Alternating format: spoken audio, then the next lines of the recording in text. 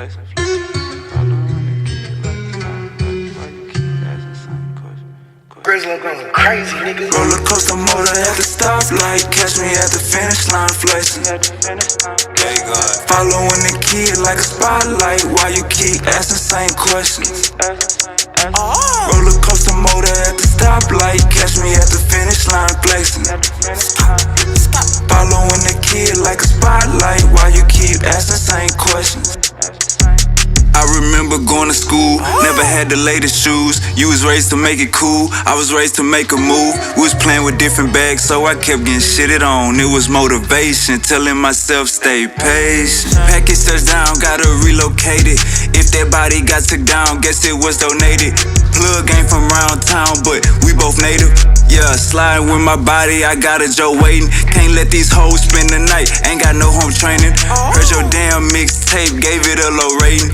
Yeah, streets reply, I look right in a Mercedes. Creep at night, the city lights going brave. She popping it like that is meant for, can't be no road and extendo. Bitch, I put me in the friend zone till she see me in the end zone. Hoes calling from other zip codes, trapping hard, I need a flip on this, the new pack, the last one been gone. Coaster motor at the stoplight, catch me at the finish line flexing. Following the kid like a spotlight, why you keep asking same questions? Roller coaster motor at the stoplight, catch me at the finish line flexing. Following the kid like a spotlight, why you keep asking same questions? Stepping out cool, rock and roll my watch and shoes. They scream wave ain't bring a pool, mainstream thing to scream my moves. Jack hit me up like gotta leave round 2. Know what's going on, man, you need it come through. I'm the neighborhood superintendent. Dogs in the den, got the kush in the kitchen. Look here, baby, I'm on real time. Needle in a haystack, but still shine. Wave guard, grill gold like a face guard. I did a bid and tell them wait for it. Grill gold like a face guard. I did a bid and tell them wait for it. Roller coaster motor at the stoplight, catch me at the finish line flexing. Following the kid like a spotlight, why you keep asking same questions? Roller coaster motor at the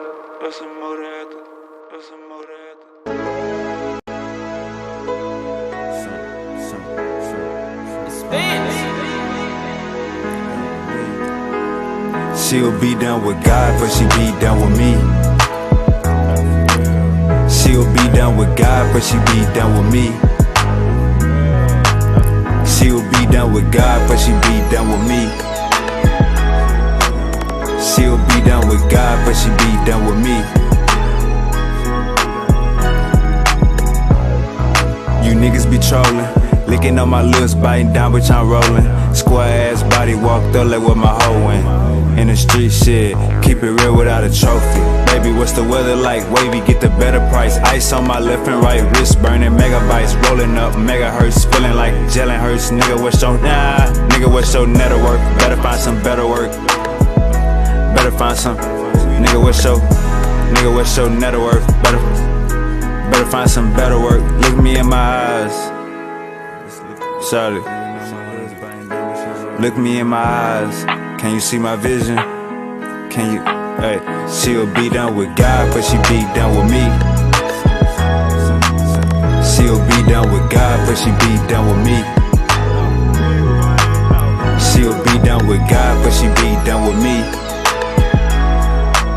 She'll be down with God, but she be down with me.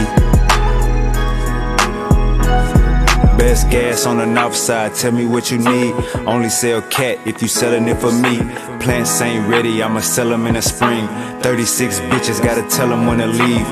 Ran up a check, gotta put this in the house. Talking too much, baby, put this in your mouth. Pancakes and eggs, I'm just cooking what I bought. Schedule kinda full, gotta book me when I'm out. Had to tell my dog that his name getting hot. Every kind of tool like a maintenance shop. Hook back some bread for the same little spot. 409 miss me so the game still rock. Shit, wait.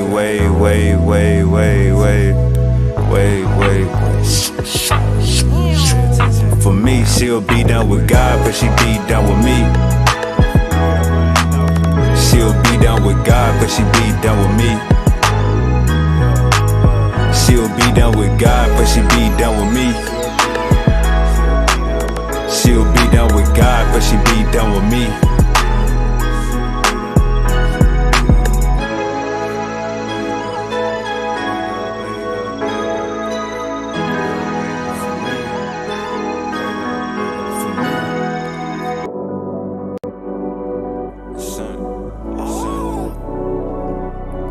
Yeah, but don't even post it. She got a nigga, but don't even post it. Where you go? Son. She got a nigga, but don't even post it. I pull up with the runs and the potion. Niggas no suitor who keep me some motion. Put a play on a play on a play. Put a bay on a bay on a bay. Screaming free out my bodies upstate. Screaming free out my niggas downtown too. I be high as fuck making LeBron. She got a nigga, but don't even post it. I pull up with the runs and the potion. Niggas no suitor who keep me some motion. Put a play on a play on a play. Put a bay on a bay on a bay. Screaming free out my bodies upstate. Screaming free out my bodies downtown too. I be high as fuck making LeBron moves. Should be bad like in no time. Hit a C like it's go time. My bitches in the game like the old line. Hey, and when I come down, you get no shine. Scissors on the backseat like a little kid. Tub been gone for a little minute. Ain't back and forth. I just post a pic with a bankroll, pounds in the mix. I can't parking like pimp. Hey, serving coffee shop him. Hey, got you walking around stiff. Hey, all that cash on him. Then put a bag on the cracker, but you put a bag on him. Hey, for black on black violence. Hey, let's go smash on them. I just paid my rent late on the block near Kimbe. Chopper got a little shake, hit the jerk like Ben J. Money calling me today, I'ma pick up every time. Bro just brought a whole bottle, gon' distribute airline. Shawty came with her ass like the city had dying. Wi-Fi around the trap, this shit like a airline. Shawty came with her ass like the city had dying. Wi-Fi around the trap, this shit like an airline. She got a nigga, but don't even post it. I pull up with the runs and the potion. Niggas no suitor who keep me some motion. Put a play on a play on a play. Put a bay on a bay on a bay. Screaming free out my bodies upstate. Screaming free out my niggas downtown too. I be high as fuck making LeBron. She got a nigga, but don't even post it. I pull up with the runs and the potion. Niggas no suitor who keep me some motion. Put a play on a play on a play. Put a bay on a bay on a bay. Screaming free out my bodies upstate. Screaming free out my bodies downtown too. I be high as fuck making LeBron moves. Gotta get up and get up and get up and get it. You working that job or you stuck in the trenches. Cash to be made, so who out here tripping? My cellular phone got a damn chip in it. Wake up sign for 30 balls. Still in the trap with dirty clothes. You can be different, work my phones. You can be dead and work alone.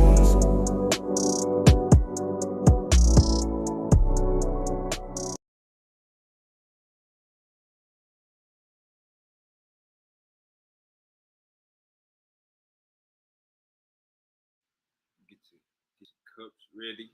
Goddamn me. Do be ready. It's gonna be one of them shows, man. We coming back like yesterday.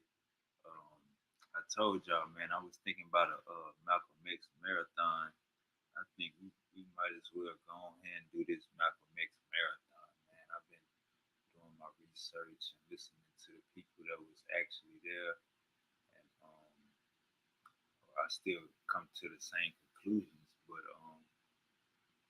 man, I feel like the people needs to.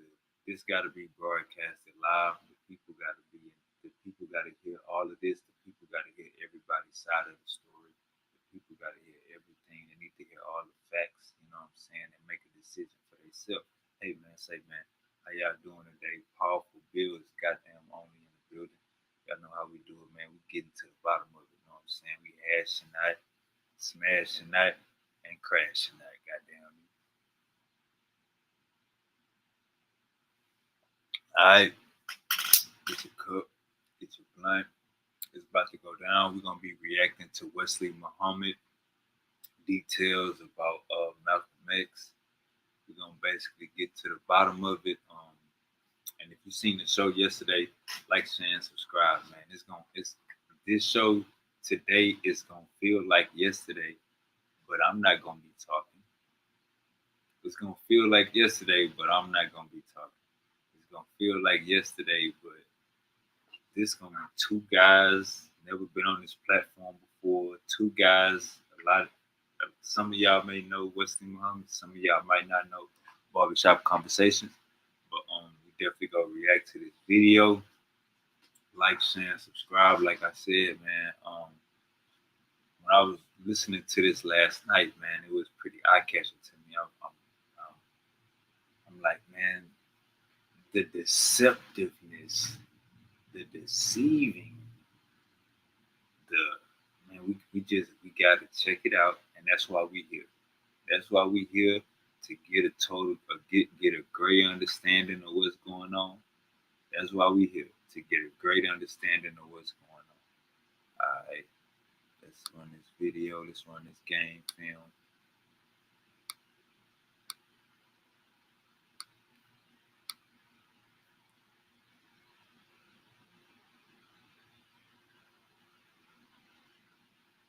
All right, so look, let me just say this, by the way. Peep this right here. Peep this right here on Wesley Muhammad. Peep the language. Peep how he's just, they good, man. Once you put that bow tie on, once you put that goddamn bow tie on, you is ready to go. Once you put that goddamn bow tie on, you can sell a car. Once you put that bow tie on, you can sell a bean pie. Once you put that bow tie on, you can sell the motherfucking suit off your goddamn back. These cats, once they put that bow tie on, it's something about this plaid polka dot suit. And when they put that bow tie on, they able to say anything with conviction. And you knowing this bullshit. So while we reviewing this video, pay attention to this right here. Pay attention to Wesley Muhammad, to his eyebrows, and to this whole area. We gotta pay attention, because as he is what he called rebuttaling Barbershop Conversations, Fred, man, it is coming off. You can just, when you smell some bullshit, you ever smelt some bullshit? Today we gonna diagnose how to deal with, is your senses lying to you? Is this bullshit? Am I being taught bullshit? We're gonna diagnose those senses. We're gonna break all that down. When you get a fast talking pseudo in front of you, you gotta get a hold of the seat and make sure everything is great and dissect they point by point. Another thing you're gonna see when you having a back and forth dialogue, a conversation, a discussion, it's not a teaching moment. You know what I'm saying? So no way should your answers be 5 to 10 minutes if you're having a discussion. Your answers shouldn't be 5 to 10 minutes. What you're doing is you fucking up the flow of the conversation. When your reply is 5 to 10 minutes, unless the other brother is writing shit down, we don't got time to be listening to a 5-minute rant. If we ask you a yes or no question, we want a yes or no answer.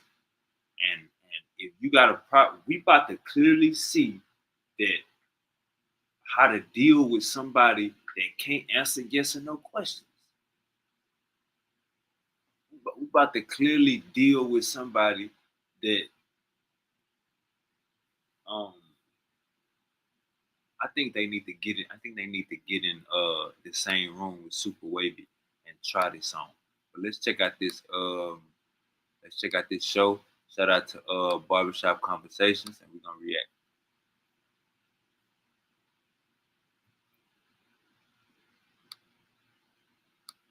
Everybody coming in here, man. Thank you. Love is the word. GBDB. Love is the word. Devin, JP. We call him JQ. Fox fans, Phantom Brawler, Jamil, Young World, Mike, Victor. Man, I appreciate. Good. I'm good. So So I tell you how I appreciate you, and the guest is already here, man, and I'm very excited to have this conversation. I am very excited to have this conversation, man. How are you doing? I'm excellent. How about yourself? Oh, I'm good. I'm good. So I tell you how I heard about you. I saw you briefly on the Breakfast Club. Was that how long ago was that? I believe it was 2017, 18. Somewhere in there. Yeah, and then I lost track of you. And then when the letters came out about the police officer Ray Wood, didn't you just start, because I do so much Malcolm X and Nation of Islam research, you would just flood every time I opened up my YouTube, you were there. And I was like, man, we got to have this conversation. You know what I mean? Because you see the picture behind me. You can obviously tell what side of the fence I'm on. But I'm very interested. First, do you want to introduce my audience to who is Dr. Wesley Muhammad before we dive into this topic conversation? I'm happy. Hey, man. Goddamn, there's some gas. Roll that dope up. We're going to pay attention to Wesley Muhammad. How he moving his face and how he responding, or how he listening, and how his face is structured.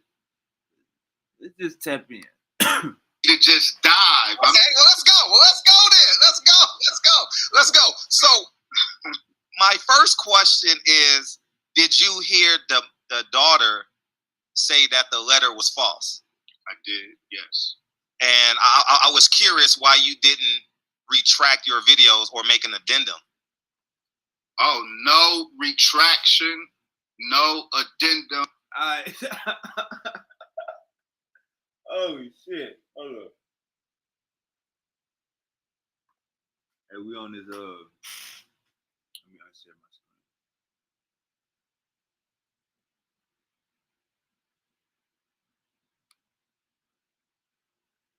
All right, so he threw his first shot. By the way, we on this Crown Royal Vanilla. You know what I'm saying?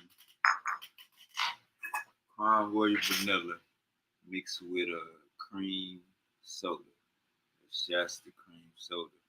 So yeah, man. And we on this good dope too. So I'm on my level. But basically, starting out of the gate,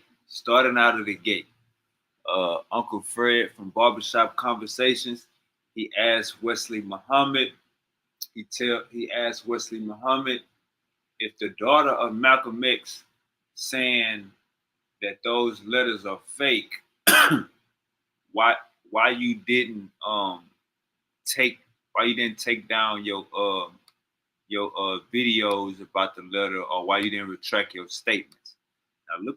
Now look what Uncle Wesley Muhammad said.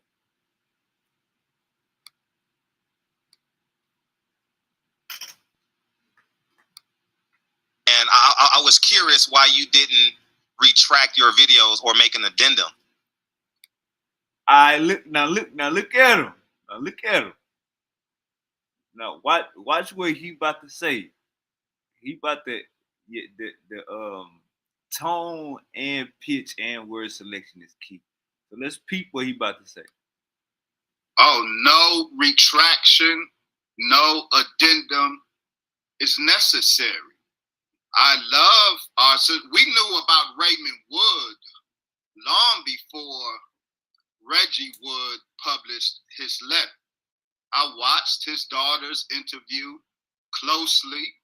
She said she wants, obviously, to remember her father as a hero rather than the villain that he was. And she's fighting to make the plaques and accolades that he got from the NYPD be the symbol of his work rather than Malcolm X laying prone on an Audubon ballroom stage as the symbol of his work. Now, she said, dear brother, that her father's work ended with the Statue of Liberty case. And everybody knows that that is absolutely not the case. He, with Gene Roberts, with McKinney Welch, was sent to the Black Panthers to infiltrate the Black Panthers.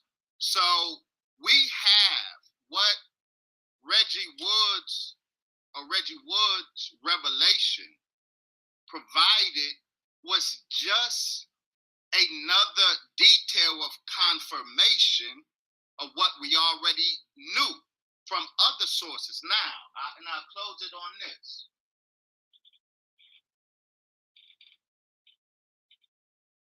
So you're taking over. It's not just about the letter. If you read the book. What book? Reggie Woods' book. That's right here. And that's why it's important to be comprehensive. I haven't read the book yet. It's important. If we stop at the press conference with Brother Reggie and Brother Crump, and then we go to his daughter's statement and we stop there, see, that's an easy way out. But we have to be comprehensive.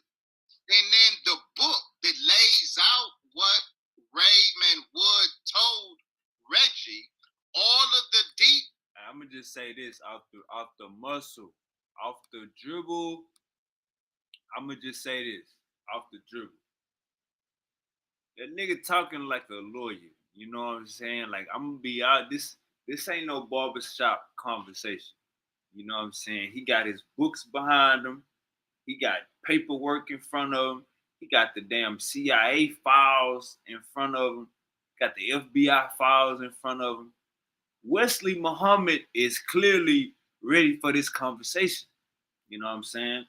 Our brother Fred, he's not really ready for this conversation, but he's been fucking with, he's been digging into this NOI and Malcolm X information so long, he can go off the top of the head and still have a coherent conversation.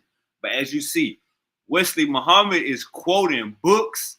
He got the CIA files. He ready to go to war. That's why I say Wesley Muhammad is acting like a lawyer right now. You know what I'm saying? He's totally acting like a lawyer. So let's keep it going.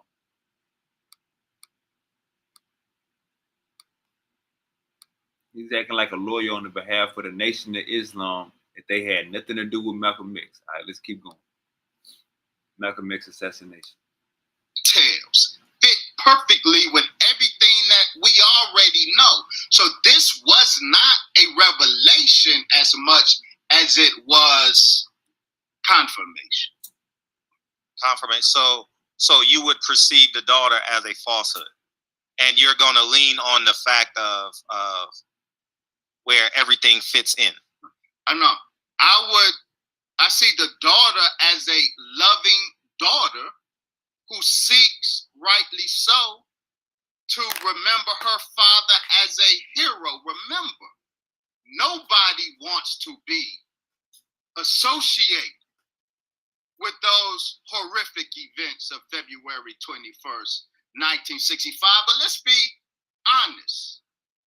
If everybody is to be vetted, emotion-free, if everybody is to have an accounting of their action on that day, of their role on that day, and I assume.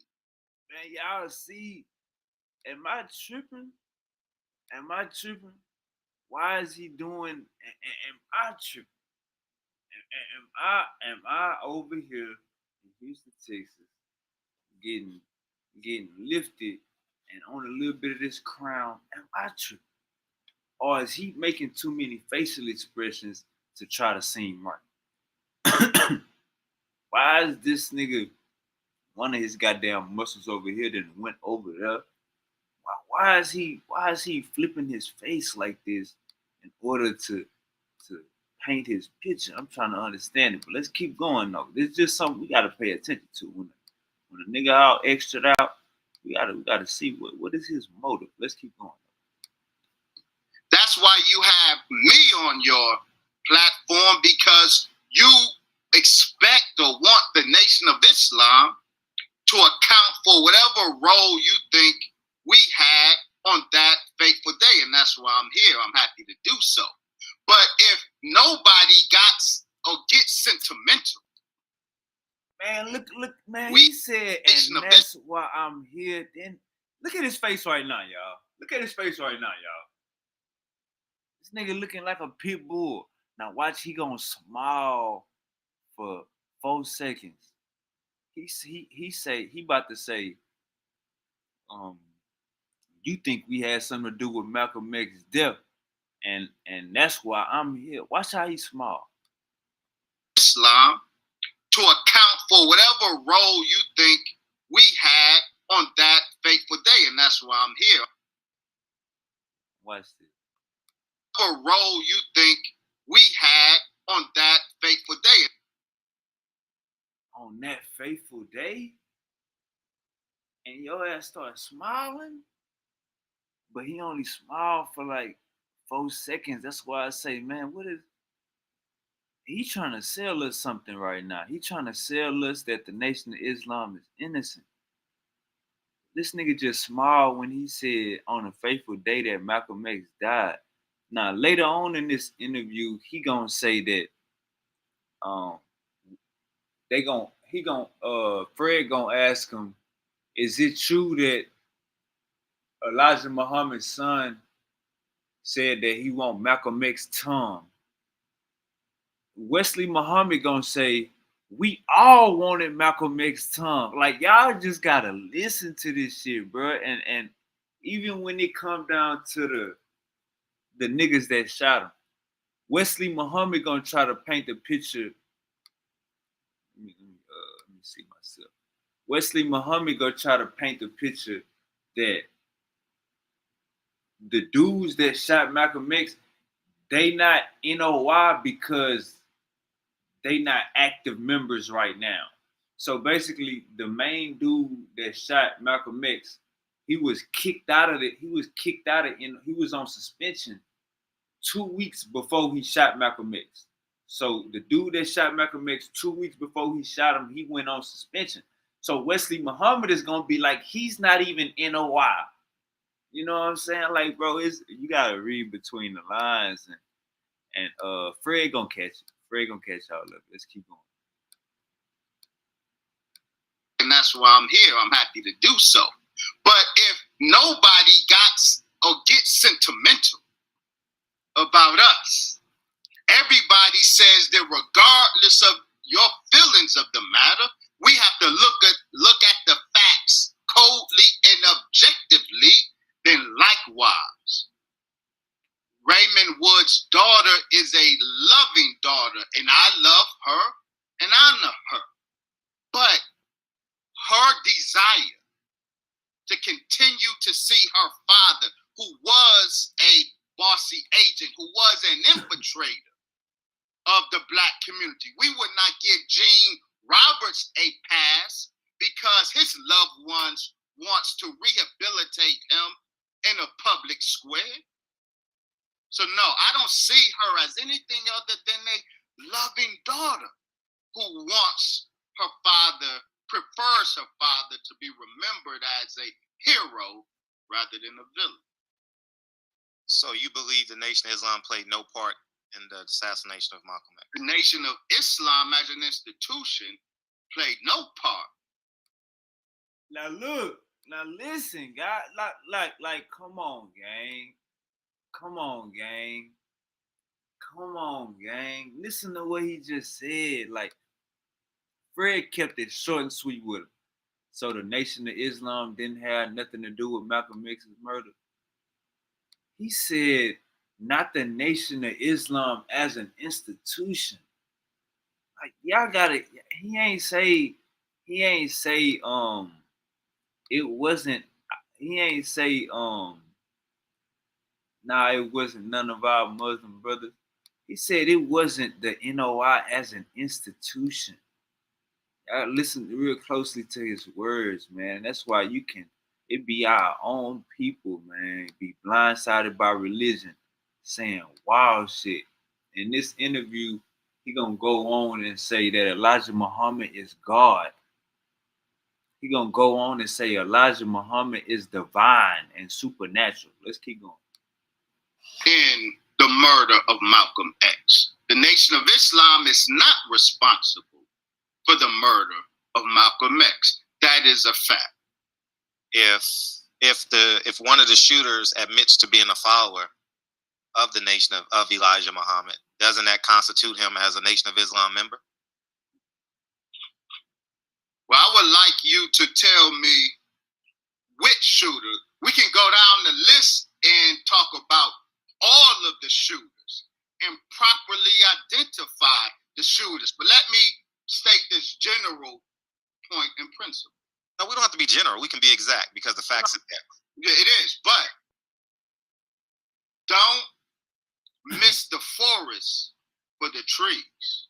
Now, I'm about detail, Brother Frederick. I say God is in the details, and truth resides in nuance. In order for us to see nuance and appreciate it, we can't miss the forest for the trees. The general principle that I want to invoke is we must distinguish personal participation from institutional responsibility, because individuals who were behind the guns on that day had some, to various degrees, association with the Nation of Islam. That doesn't make the Nation of Islam institutionally any more culpable as the fact that you would be better. You would be more accurate, but I would. Listen, hey, listen to this. Turn your volume up and listen to this. He about to go off the rail. Listen to this. You would be better. You would be more accurate, but I would not advise you to say it. But if you did say it, you would be more accurate to say the Organization of African American Unity, Malcolm's organization, murdered Malcolm X. Now this probably the first time. I ain't gonna cap, y'all. This probably the first time. Last night, I'm listening to this. This is probably the first time I ever heard somebody say some shit like that out of their mouth. It's my first time I ever heard somebody say some shit like that out of their mouth. And when I'm looking at his face, he's trying to give you so much conviction. He's trying to sell you that they had nothing to do with it. Look how his face is moving when he's talking. He just said Malcolm X gang is the reason why Malcolm X died. Listen, let's run this back one more time. He just said Malcolm X gang is the reason why Malcolm X died. This is why you can't trust none of these bow tie wearing ass niggas. Don't trust none of these bow tie wearing ass niggas. Listen to this shit. He said, this would be more accurate, but I wouldn't say it. Then he go on to say it. You would be better. You would be more accurate, but I would not advise you to say it. But if you did say it, you would be more accurate to say the Organization of African American Unity, Malcolm's organization, murdered Malcolm X. You would be more accurate to say that. Do you know why? The shooters were from Mosque number 25. But those who trained the shooters as assassins were not from the Nation of Islam. The trainers of the shooters, the real assassins, were from Malcolm X's own organizations. Organization of Afro-American Unity and Muhammad Mosque Incorporated. So if the trainers of the shooters, the trainers of the assassins, the master assassins, weren't taking orders from Chicago, they weren't taking orders even from Newark. The trainers of the assassins were those around Malcolm X himself, which is why Malcolm X didn't trust any of those around him. It was an inside job. The lowest hanging fruit is that his murder was an inside job, but we can go man by man and identify the highest hanging fruit, because even invoking James 67X Shabazz's responsibility, y'all like to identify. I know, but you're just filibustering. I just asked a simple question. If a killer, if a person, a detailed answer. No, it's not a deep. It's not, because if you want to go to the origin of military training, you got to go to you can go to the U.S. government, which we will. No, let me finish. Which is the origin of militarized training. So if you could say the Malcolm's team trained them, where did the Nation of Islam get their origins of training from? So I mean, but we're not talking about. Let me finish. The Nation of Islam as an institution. We're talking about the murderers of Malcolm X. No, I know, but we don't have to stroke with see how this nigga, and this the thing, bro. This the thing. Look, he just threw out a rabbit hole. He just threw out a whole rabbit hole and said the niggas that shot Malcolm X was basically trained by Malcolm X. Nigga, he was the national leader. He had his own mosque in New York. He was the spokesperson in New York. He was the goddamn leader. He was the goddamn leader of the nation. What are we talking about? He was the face.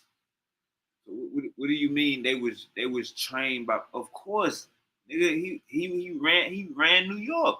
He ran a New York fashion, and he was the face of the shit. So he just threw out a whole rabbit hole that didn't make no sense. But let's keep going though.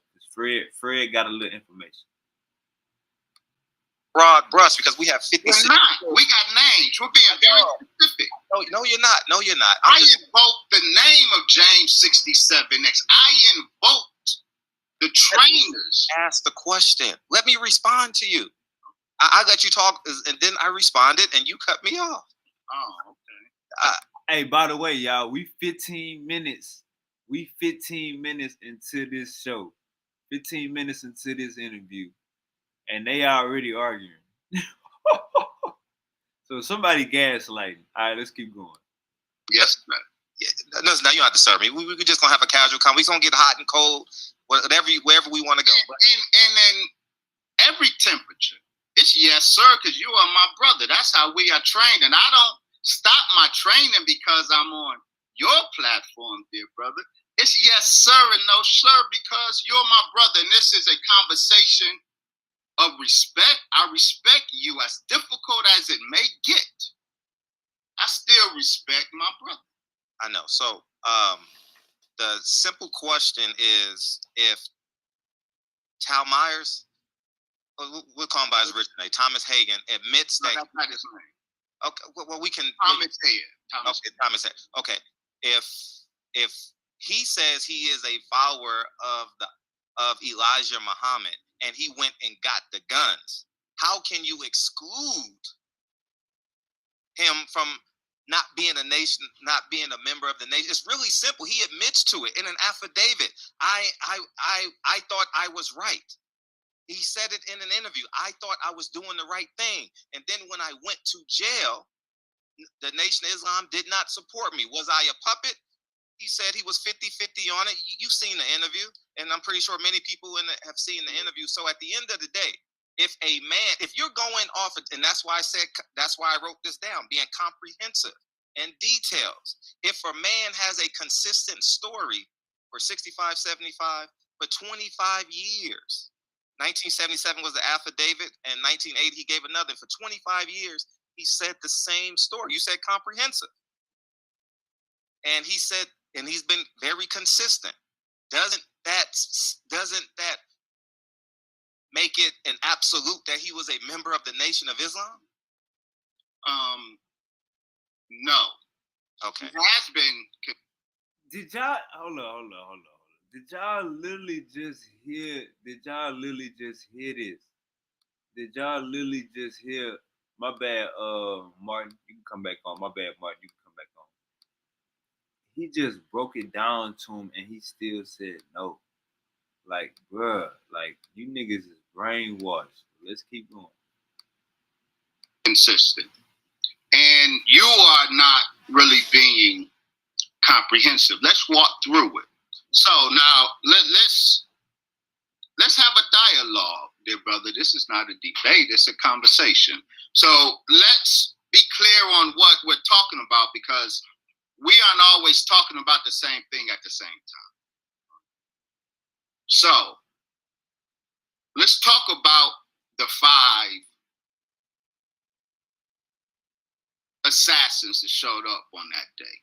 I'm happy to start with Talmadge Hayer. We have to talk about William 25X Bradley in particular. But let's start with Talmadge Hayer. I saw the video, my dear brother, that was put up with my brother and colleague, student minister Nuri Muhammad, in which it said Nuri Muhammad has lied. That's not where we're at now. See, you're changing to gain the court. We're talking about Talmadge Hayer. We're talking about, because that video is about Talmadge Hayer. Yes. So let's talk about Talmadge Hayer, dear brother. Y'all us and Philip, but why we just can't have yes or no answers and questions? No, absolutely not. Because God is in the details and truth resides in nuance. Now, dear brother, I don't know Now what look, you and Now look, check me out. That's the second time. That's the second time he caught. That's the second time he caught him trying to throw out a rabbit hole. That's the second time. Y'all know how when we be having these deep ass conversations, and Silky D will come out of nowhere. I'll be have to tell him, hold up, Silk, pick your rabbit hole up. Hold up. That is what Brother Fred is doing to Wesley Muhammad. He's talking about something that ain't got nothing to do with what he just asked you or he wanted that he just spoke about. You know what I'm saying? So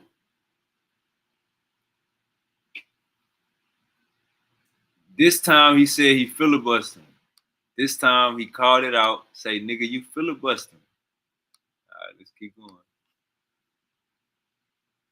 Nigga, stop filibustering. invited me on your platform to do if it isn't too. Now look, we 19 minutes in the video, and these niggas arguing again. Wesley Muhammad is clearly trying to sell a car for the Nation of Islam. We ain't trying to buy no goddamn bean pies. We ain't trying to buy no goddamn the final revelation. Goddamn, we ain't trying to buy none of that. You know what I'm saying? Keep that shit over there, man. And Fred catching it every time. Engage this very. Mind you, we 19 minutes in, and Fred then already said Wesley Muhammad is filibustering. Difficult subject of Malcolm X. You are not going to hand me a script, dear brother, and I won't read a script. I don't want a script. So allow me. I'm a guest on your platform, brother. I know. So allow me to present. You are the host. This isn't a debate. You invited me to your platform to have a conversation about Malcolm X. So let's have a conversation and respect me as a guest on your platform. I do respect you, but I'm just saying. Well, then allow me to answer these questions, not from your script, but from my understanding. Now, the video you're asking about Talmadge Hayer. In the video I want to start with was a video about Talmadge Hayer. In that video, in which my brother, Nuri Muhammad, Minister Nuri Muhammad, is accused of lying. No, he is lying. So, read the affidavit. Let's read the affidavit. Read the affidavit word for word. We don't have to go into filibustering. I can screen share. If you would like, no, Why did you invite me on your platform? You seem mad. No, I'm not mad. I'm not Yo. mad. Allow me. You invited me. Now he say you invited me on your platform. You seem mad. Nah, brother, we just trying to have a regular conversation, We ain't trying to. We just want you to answer regular questions, That's all we want. We want you to answer regular questions. Yes or no answers. The minute you start talking for 30 minutes, nigga, we think you preaching, nigga. That's just what's going on, OG. We ain't trying to be disrespectful. We just want to have a regular conversation. And it seemed like you going on for 10 minutes, nigga. I'm forgetting my goddamn answer, nigga. I'm forgetting what the hell I'm trying to even ask you. I'm trying to stay on topic, nigga. But you keep on bringing up stuff that ain't got nothing to do with nothing. Now look, check out Fred. I know. All I'm saying is this, brother. All I'm saying is this. If you want to have a conversation, don't disrespect me like that. I'm just offering. Now look, we 21 minutes in. I told y'all at the 19-minute marker, Fred called Wesley Muhammad, said, "Nigga, you filibustering." We at the 21-minute mark. Wesley Muhammad say, "Brother, you invited me on your platform. Don't disrespect me like that." Man, these niggas is wild. All right, let's keep going. Our understanding to the subject, but you want to. I'll read it after you're done. No problem. But that's neither here nor there, because if you won't allow me, I am. It's all you. No, you're not. It's all you're in your feelings, dear brother. Hey, look. See, this is why you gotta be this is why you gotta be careful. He just said you and your hey look, bro, we only 22 minutes into the video. At the 19-minute mark, Fred told Wesley Muhammad, "You filibustering." By the 19-minute mark, Wesley Muhammad threw 2 rabbit holes in the middle of the street and thought Fred was gonna jump in the motherfuckers and go down and shit like that. Nah, nigga, we talking about Malcolm X, nigga, and what y'all had something to do with it. He keep bringing up everybody and their mama. Nigga, he got stacks of papers in. Wesley Muhammad, he trying to sell a car right now. He trying to sell a car. He's trying to sell us a car right now, an NOI car. Whether you're hot or cold, as long as we get to the finish line, we can't get to the finish line if you want to dictate the terms of free. Feel free, Dad. Feel free. So I'm giving you the platform. I am going no because you're. So what? You want to do it like that? No. Or you want to have? Or you want to have a street? That's all? Or you want to have a? Man, it sound like Uncle Wesley just threatened, bro. Sound like Uncle Wesley definitely just threatened, bro. You say you want to do it like that? That's what you want to do? No, I am going no because you're. So what? You want to do it like that? No. Or you want to have? Or you want to have a street? I thought it was about Allah. Inshallah, Allahu Akbar. I thought we was about Inshallah, Allahu Akbar. You already, Wesley Muhammad, we 21 minutes into the video. Wesley Muhammad is ready to fight because a nigga like, bro, you ain't even answering my questions. You talking for 5 minutes. You really trying to preach. This not the mosque. This is not the mosque, brother. This is YouTube. So why are you trying to preach? I already don't agree with you, nigga. So stop trying to preach. I think your ass has something to do with Malcolm X dying. So I'm trying to question you. And you keep on throwing rabbit holes in the middle of the street that ain't got shit to do with the topic. And now you trying to fight. You brought up some street shit first, Wesley Muhammad. Let's check this out. I am going no because you're. So what? You want to do it like that? No. Or you want to have? Or you want to have a street? That's all? Or you want to have a professional, productive conversation? Go ahead, and I will rebuttal your statement. That's all. When you're done, I will rebuttal. You will let me get done? Absolutely. I'm like, but you haven't yet. For some reason. And now Uncle Wesley trying to breathe. You trying to breathe on the interviewer. Man, look, we 22 minutes into the video. Wesley Muhammad is trying to breathe. He trying to breathe on Fred. Goddamn me, Uncle Fred. Barbershop conversations, man. Come on, man. Don't let that nigga breathe on you like that, man. Fuck that interview. We going up. We say fuck the Quran. Nigga start say somebody's mama because he keep on pointing his finger at you, bro. And look at his face right now. Look at his face right now. You all laid back and reserved. Nigga, he ready to jump through this goddamn camera, nigga, and hit your ass with an Allahu Akbar. So nah, man, this your platform. Stand your goddamn ground. He ain't selling no bean pies to us. We ain't got no money for no goddamn bean pies or no Circle 7 or no damn Final Revelation newspaper. Stop. Don't let that nigga talk like that, man. Fuck that. Fuck this interview. It's going up. It can go up. You want to make this All you. acrimonious. No, all you. Okay. All you. Nor Muhammad neither lied, nor was he mistaken. Nor Muhammad said that in the affidavit or in the court transcript, because it's not just about the 2-page affidavit.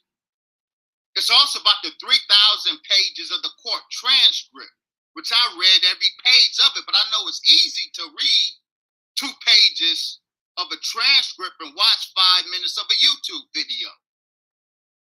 Thomas Hare was consistent from his confession during trial to his affidavits, to his interviews. What he said was he was a member of the Nation of Islam. He was registered. He got his X in 1962, but then he fell out. He got put on time. He came back to the Nation of Islam, but then he beat up a brother, Thomas Hare, and he got put on F time. Thomas Hare was in the Nation on February 21st, but he was not in the mosque. He was not an active minister. He was on. So you just lied. 15 minutes ago when you said that the shooters was not in the Nation of Islam. Just because you get suspended, nigga, I could just imagine Elijah Muhammad was suspending motherfuckers for the littlest shit. Nigga, your family too loud in service. I could just imagine Elijah Muhammad suspending motherfuckers for the littlest shit. So just because a brother is suspended, he can't come to the mosque. That don't mean he not under the Nation of Islam and under Elijah Muhammad when he killed Malcolm X, brother. You just lied 15 minutes ago. F time. He was not in the mosque. Let me read to you from Muhammad. Talking about the mosque. Was Elijah Muhammad getting busy at the mosque? Did Elijah Muhammad have his 9 secretaries at the mosque? 9 secretary baby mamas at the mosque? Was they officers at the mosque? No, nigga, everything don't happen at the mosque. So you just made up a fake scenario. You said none of the killers that killed Malcolm X was part of the Nation of Islam institution. Fuck all that institution shit. We know that they was under Elijah Muhammad, brother. And we know that Elijah Muhammad, whether he gave a say so or not, his son said, I want that nigga tongue. And you gonna say later on in this interview, Wesley Muhammad, that everybody around wanted Malcolm X tongue, nigga. Even you wanted Malcolm X tongue. So we're not gonna sit here and play these games like y'all didn't want Malcolm X out the way. Abdulaziz, remember him, Norman 3X Butler, who went to jail with him? He was asked, was Hare a member of the Nation of Islam? And he answered, see, he was in the nation, but but not in the mosque. Look at what he said. Well, he was, but not actively. He was inactive at the time. Something had So in other words, you was lying 15 minutes ago. Let's keep going. happened. I don't know what it is. We know what it is. But he wasn't in good standing. So when Thomas Hare on trial, his words were, on that day, he wasn't a black Muslim, meaning he wasn't active in the mosque on that day because he was on. Y'all hear this shit? Y'all hear this shit? Y'all hear this shit? He wasn't a black Muslim that day that he killed Malcolm X. But he was before and after. Y'all hear this shit? See, this is conniving, cunning. Nigga, you trying to sell us a car that don't work? Stop trying to sell us that bullshit ass car, man. Nation of Islam bean pot car. We don't want that shit. F time. That's the truth of the situation, dear brother. There are many. So a trigger man who was put out of the mosque at the time he pulled the trigger. Yet you still want. Just like how y'all moved, just like how y'all put Farrakhan in New Jersey when y'all assassinated Malcolm X. Just like when y'all moved Farrakhan out the way, Farrakhan act like he don't know what happened. Y'all made a diversion. Let's keep going. To pin it on the institution that put him out of its ranks at the time. That's illogical. He did carry an X. He got it in 1962. So he was in the Nation of Islam, but he was not in the mosque. This is what our dear brother, Minister Nuri Muhammad, was saying accurately.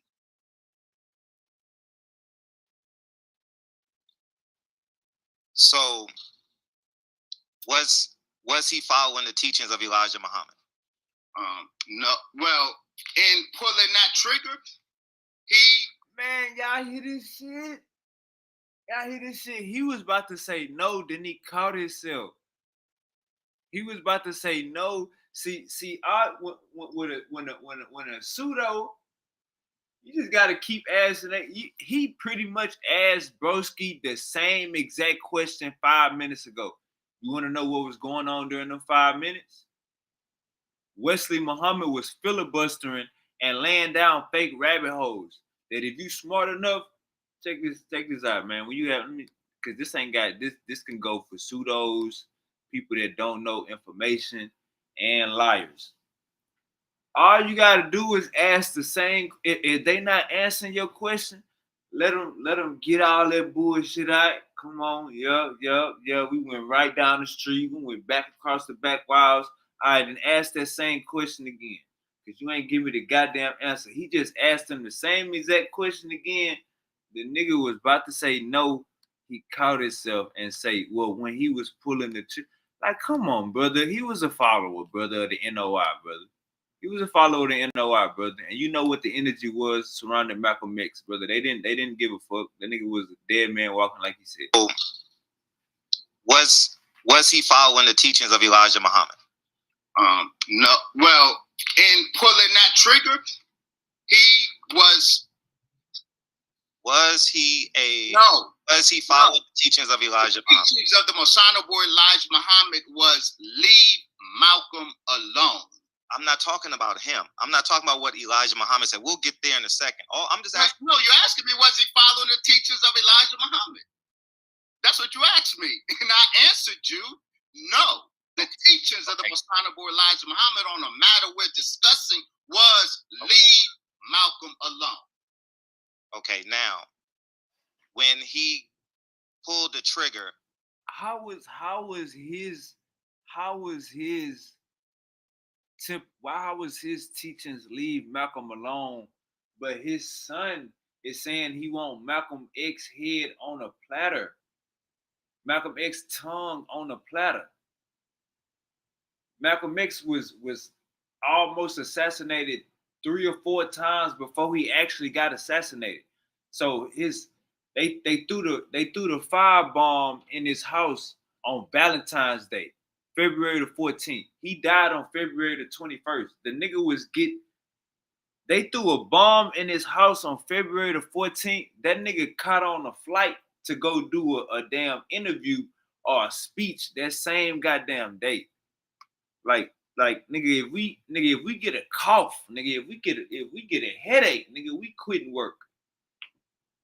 They set this nigga house on fire, and this nigga still went out of town to go hit a lick.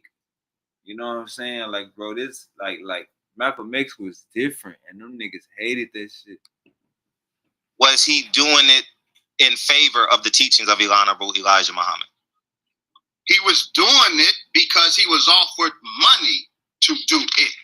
He was offered $10,000 with the promise that if it went left for him, his family would get taken care of. But at the time of the trial in 1966, his family didn't see that money. So he gave a partial confession. Let's be clear. Again, I read all 3,000 pages of the court transcript. You're not going to get the full truth from the 2 pages of an affidavit. Now, if you read the court transcript, dear brother, you see that in his confession, there was an evolution and a vacillation in his confession in court. And every time since then, first, he identified 4 others with him. Then he identified 3, but we know that there were 6 active participants on that day. 1 to this day he hasn't confessed to, and also there's a reason Thomas Hare, before his release from prison, he spent the last 25 years on work release. 5 days out of his week, he's at home in New York, not in jail. He had a sweet deal, Thomas Hare, because he gave a partial confession. He didn't tell it all, but what he did say, every single time he was asked, he was not operating off of orders from the Most Honorable Elijah Muhammad. He said he didn't know who gave the order because Thomas Hare was likened unto Private First Class Loudon Downey, from A Few Good Men, that zealous soldier who carried out an order from his immediate officer but doesn't know who gave the ultimate order. Colonel Nathan Jessup, in this scenario, who gave the order, was not Minister James Shabazz from the Newark Mosque. The order came from the White House. And we are documenting that here. All right. So if you listen to what he just said, Eric,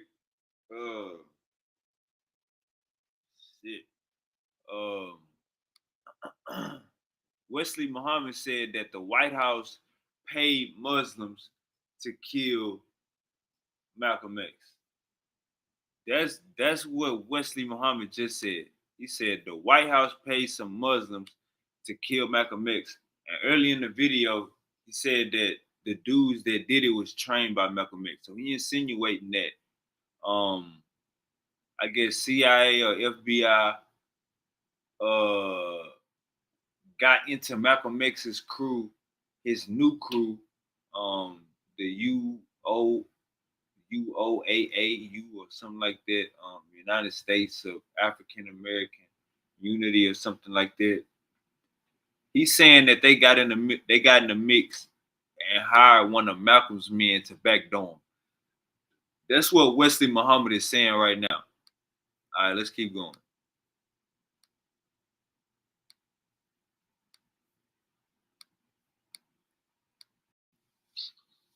Can we ask you the same question?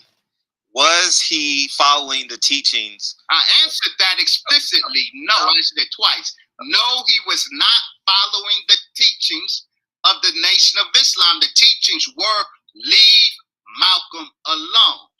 Okay. I answered that for you twice, dear brother.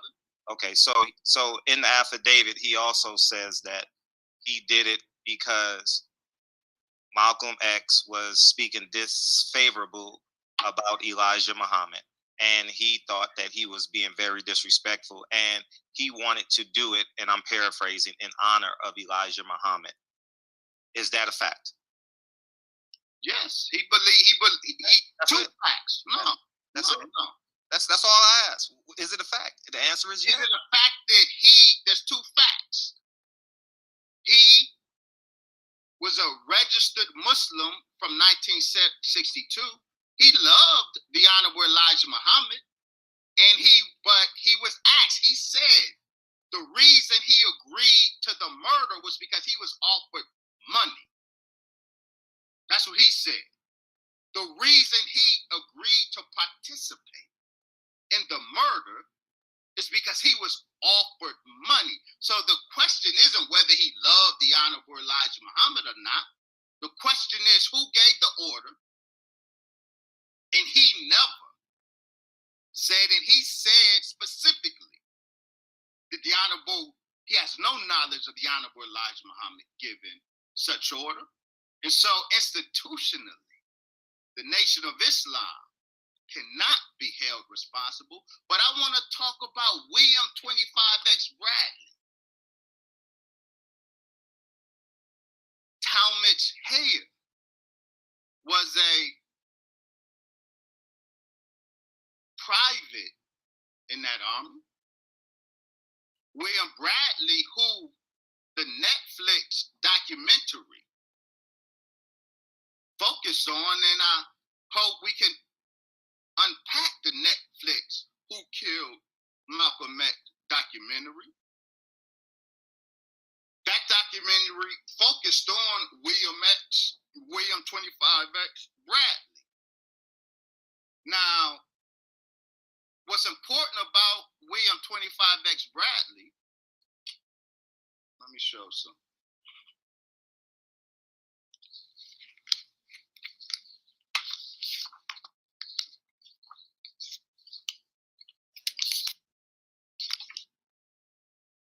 February 23rd, 1965. Members of City's secret police unit saw Malcolm shot. In this article, it starts this way, quote, several undercover plainclothes policemen were in the Uptown meeting hall at the time Malcolm X was shot dead on Sunday. According to a high police official, several members of the outstanding unit, the highly secretive Bureau of Special Services, were in the ballroom. Several bossy members. Now, we can identify several of those bossy Bureau of Special Services members who were in the Audubon ballroom and witnessed the assassination, but not just witnessed. We're talking about William 25X Bradley, the shotgun shooter, the one who shot the fatal shot. Of those, several. He was shot like 19 times, nigga. What was the fatal shot? Nigga? He was shot like 19 times. Bossy officers, intelligence officers on that day, we can identify for a fact 3 and possibly 4. We know, of course, Gene Roberts was a bossy agent. We know Raymond Wood, who was there, was a bossy agent. And we know McKinley Welch. Now, McKinley Welch is important, dear brother. Talmadge Hayer got his instruction from an assistant secretary of Newark, Brother Benjamin. McKinley Welch was an assistant secretary in New York. He was also a boss agent in the Audubon. And he confessed that the reason he was in the Audubon that day with Gene Roberts and with Raymond Wood is that when Malcolm X left, that McKinley Welch was sent to infiltrate Mosque Number 7. He became a assistant secretary like Brother Benjamin out in Newark. And when Malcolm left the nation, Welch's superiors ordered him to follow Malcolm to his organization. So those three were in the Audubon ballroom that day. And this article says they know the shooter who ran out the side door by the ladies' bathroom. We know that one was Talmadge Hayer. I'm sorry, that one was William Bradley. Now, who is William Bradley? He's not just a Newark shooter. One of the most important eyewitnesses to the assassination is Roland Shepard, who was there that day, who did security. He was with the Socialist Party. And when he was over the security with Malcolm, whenever Malcolm would speak at the Militant Labor Forum, and Roland Shepard gives a very detailed eyewitness account. He saw, because he was one of the first ones in there, he saw William Bradley, though he didn't know his name at the time, sitting in the seat that he normally sits in. And when the shooting started, he saw William Bradley do the shooting, but this is what's important.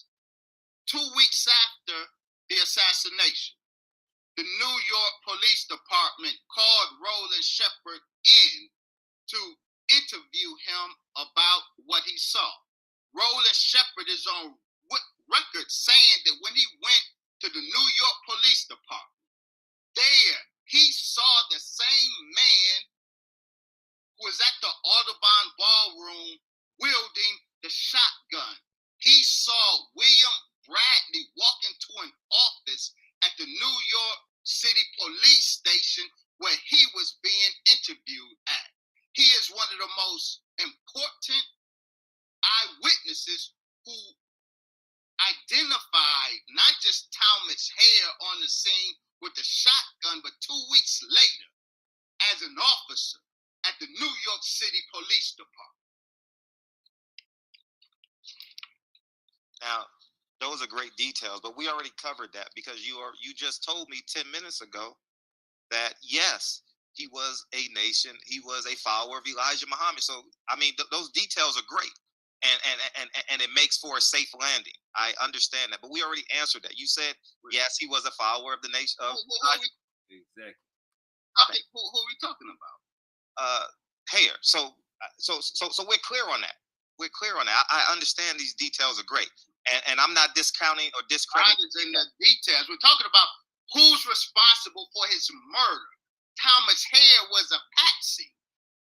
He tells you that because he believed in Honorable Elijah Muhammad, yet he was put out of the nation and he violated an instruction of the Honorable Elijah Muhammad. I don't care how much he says he loved the Honorable Elijah Muhammad. If the Honorable Elijah Muhammad said, leave Malcolm alone, the Honorable Elijah Muhammad said a hypocrite is not to be killed. You can't participate in his killing and then say, I love the Honorable Elijah Muhammad. It don't work that way. Okay, let's start from the genesis of and then we can come back and get back to the details. I don't mind you sharing the details, but I just like yes or no answers because it just makes no, sir. No. I'm saying no. You give your details. That's not me. No, I'm saying I'm comfortable with you giving your details. Let's be real clear there, brother. Let's be real clear. I will not try to script your questions to me. No, I'm not trying Don't presume to script my answers to you. No, I'm not asking you to script your. I said, So please don't disrespect me like that. I'm not disrespecting. That's his say, bruh. It took you. Hey, look. Hey, check this out, gang. It took this nigga 7 minutes to tell that story and give all them details when he ain't even asked a question about it. Like he had to ask the question 3 times. Was the shooters that killed Malcolm X, was they followers of Elijah Muhammad? He conceded and said, yeah, they got kicked out and all. Brother, they always followers, brother. They always followers. You even tried to clean that bullshit up and say, if anything, they was in Malcolm X camp. Like, come on, bro. Like you giving us bullshit details trying to cover up yourself. You know what I'm saying? Like Brother Fred said, to make a soft landing. Nigga, you got you already conceded. Whatever you ask me, I'm going to answer it. I said, feel free.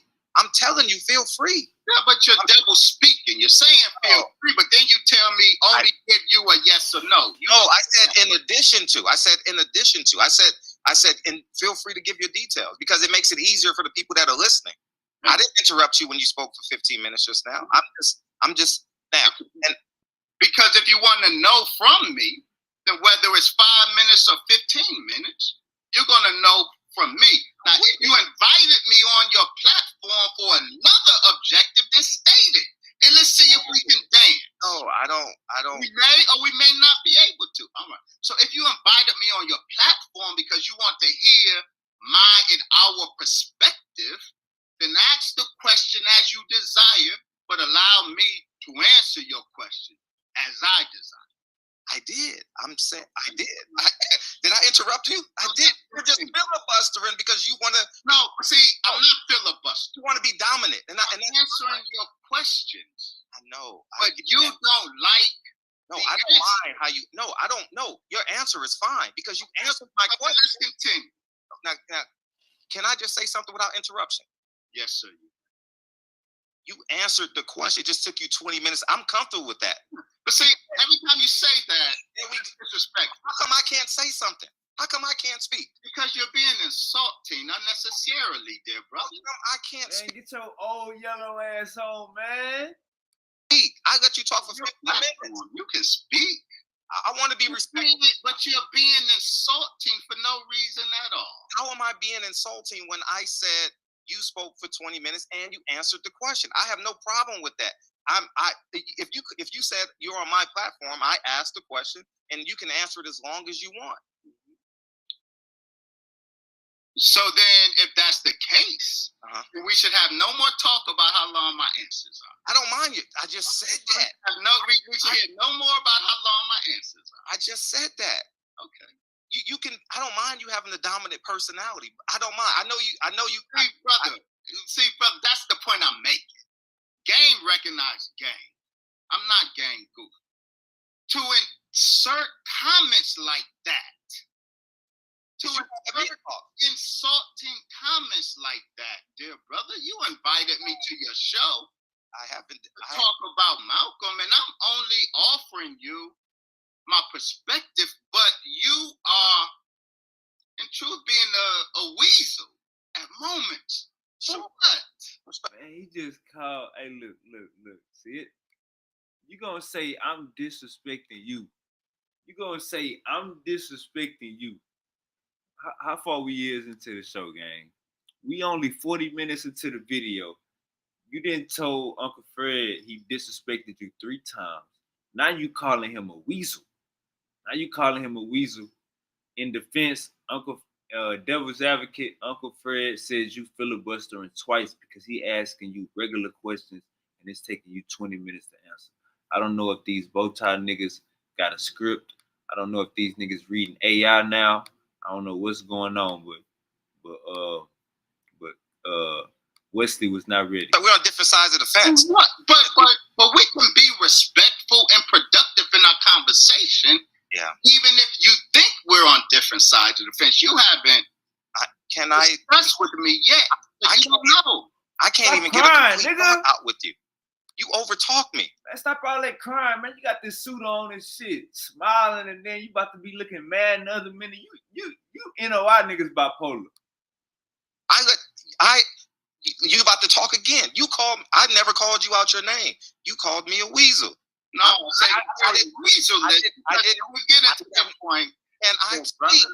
Can I speak? Can I speak? Sit for real. Absolutely. Okay. Now, if you don't mind, I will gladly ask another question. Absolutely. And I will gladly answer it. And you can answer it as long as you want. But I'm saying if you filibuster answer or elongate your answer, let's use the word elongate. How about that? If you elongate your answer, I mean, typically answers is either yes or no, I agree or disagree, and then you can filibuster any you can put the answer any way you want. But let me ask the next question. Okay, so in 1963, right? Because I try and organize. I have my notes, right, but I try and organize it so people can follow the story. You understand? So in 1963, somewhere in there, Warif Muhammad has a conversation with Malcolm X, right? And February 1963.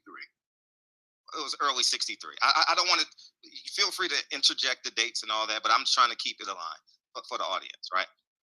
He has a conversation and he talks about, because this is, in my opinion, I believe that this is the genesis of the beginning of the assassination of Malcolm X. Now, he has a conversation with Warif Muhammad and he tells him about the immorality is the word that they used. Immorality of Elijah Muhammad, right? And Malcolm X has a conversation with Elijah Muhammad about the immorality. And Elijah Muhammad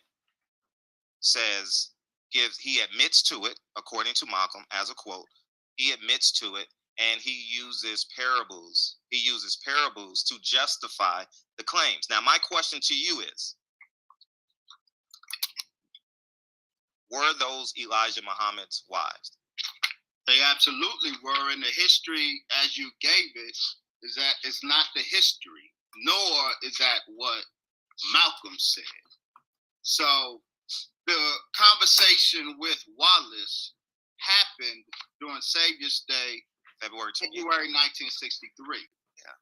But Malcolm had known about the wives before then. There was a particular revelation that he encountered from Wallace in February 1963 that hurt his heart. Malcolm, according to his own words in his autobiography, knew about the wives, the language Malcolm used. We're going to show that. Knew about the wives since 1962. In February of 1963, during Savior's Day in Chicago, he had dinner with Wallace, and Wallace told him that of the wives of the Honorable Elijah Muhammad, two in particular, Sister Evelyn X. Williams and Sister Lucille.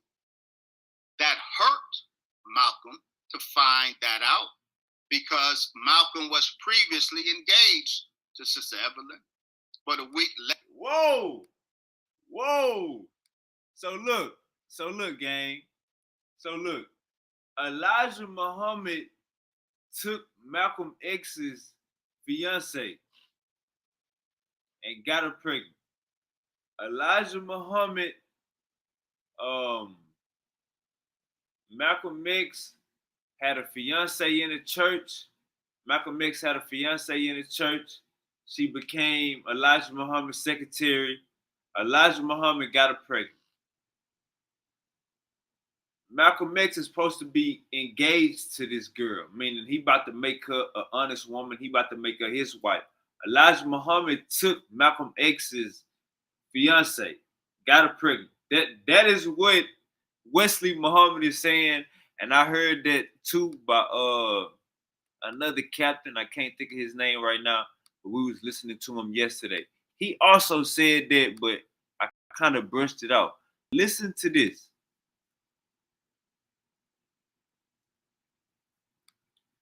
And Wallace told him that of the wives of the Honorable Elijah Muhammad, two in particular, Sister Evelyn X. Williams and Sister Lucille, that hurt Malcolm to find that out because Malcolm was previously engaged to Sister Evelyn, but a week later he broke off that engagement.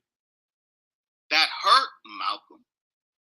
Malcolm left, hurt, but then he went back, him and Wallace, according to Malcolm X's own confession. He went back and had another conversation with Malcolm, and they didn't speak to the Honorable Elijah Muhammad yet. That was April. Malcolm said that he and Wallace went through the scriptures on their own and found the Most Honorable Elijah Muhammad's domestic life in the scriptures. This is Wallace and Malcolm. In April, Malcolm flies to Phoenix to see the Honorable Elijah Muhammad. You just then, as was done in Spike Lee's movie, X, totally do violence to that April meeting.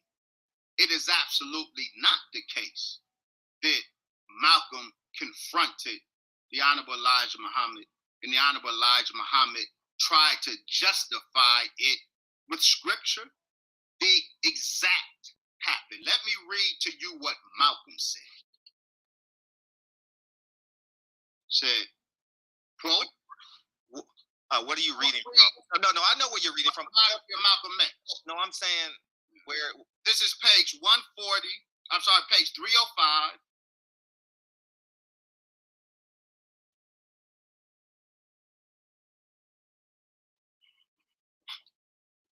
Page 305 of the autobiography of Malcolm X. Elijah Muhammad, listen to his words. This is how it went down. After Wallace and Malcolm go through the scripture and find the scriptural basis of their father's domestic life, Malcolm says this, quote, Elijah Muhammad had me fly to Phoenix to see him in April 1963. We embraced, as always, and almost immediately he took me outside, where we began to walk by his swimming pool. He was the messenger of Allah. When I was foul, vicious convict, that other convicts had called me Satan, this man had rescued me. He was the man who had trained me, who had treated me as if I were his own flesh and blood. He was the man who had given me wings to go places, to do things I otherwise never would have dreamed of.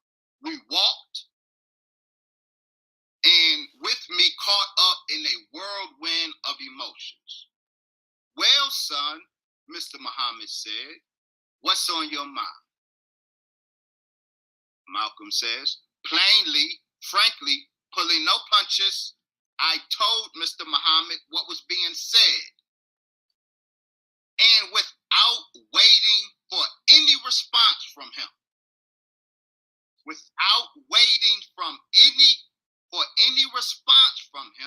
I said that with his son Wallace, help, I found in the Quran and the Bible that which might be taught to Muslims as the fulfillment of prophecy.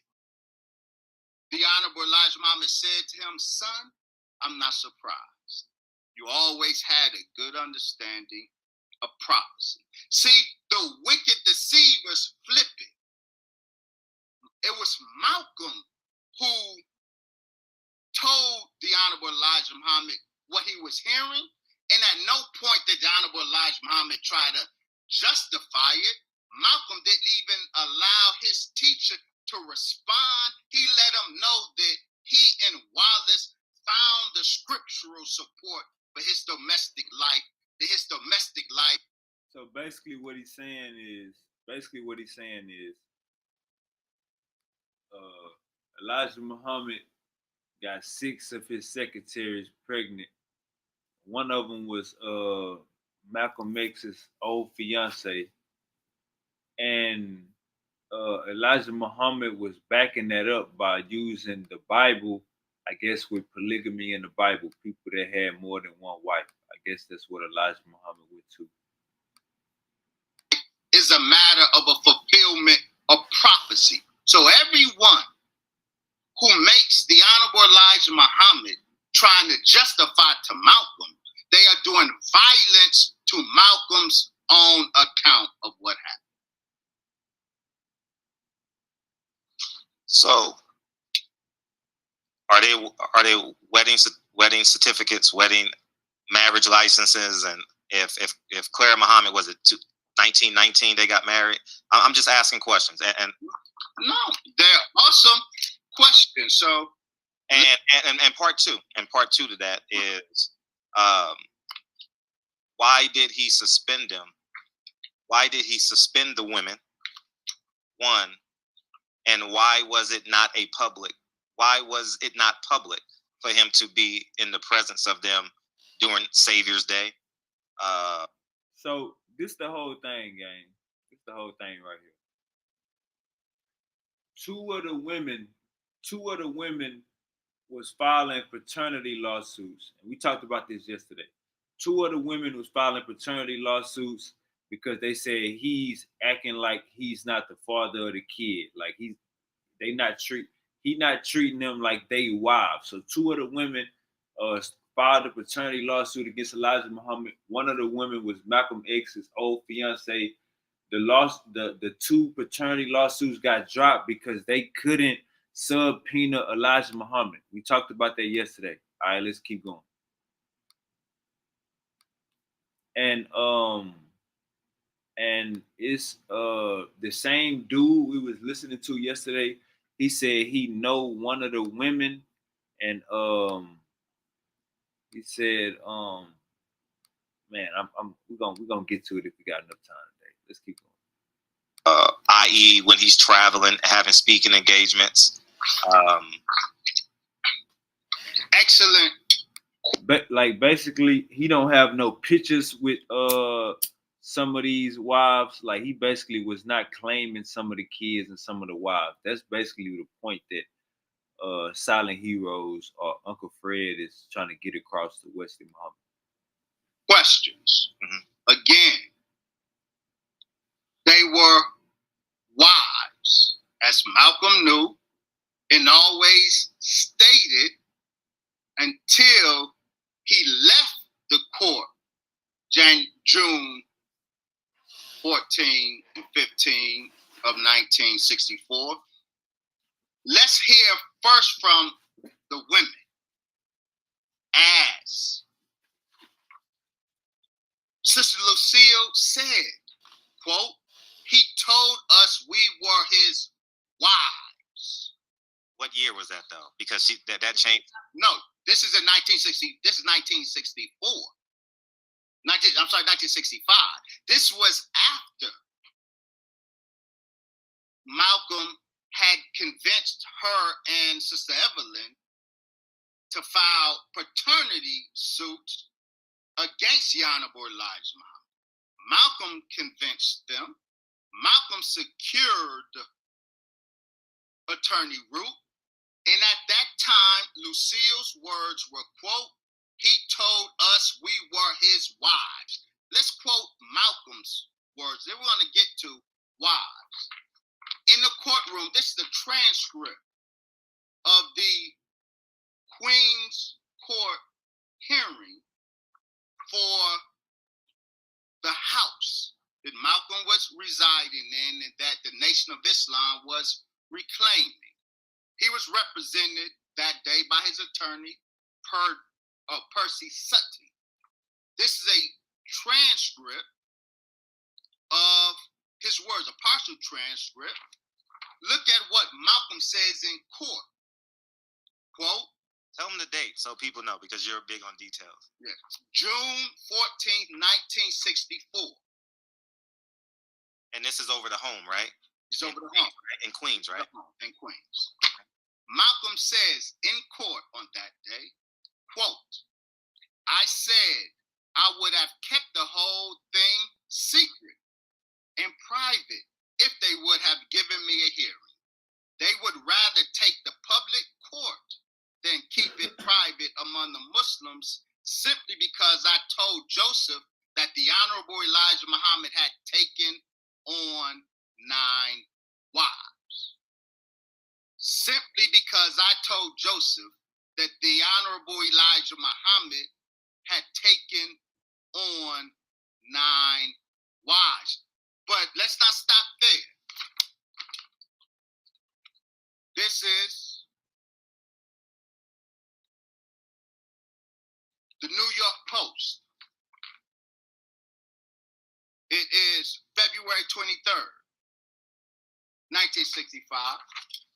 They too quote Malcolm as saying, quote, I told members of my mosque that Elijah was living with 9 wives and 6 children by those wives. But I've since found out it was 7 wives. So in those 3 sentences, he identifies them as wives 3 times. Malcolm always used the language wives because he understood them for what they were. It was after Malcolm in court identified these sisters accurately as his wives, as they identified themselves then as his wives, Malcolm came out of court and before the cameras twist the narrative and you. All right, look, check this out, gang. I just Googled it. It says Elijah Muhammad is reported to have 23 children. 8 of those children were with his wife Clara. So he had 15. Hold up. He had 15 kids.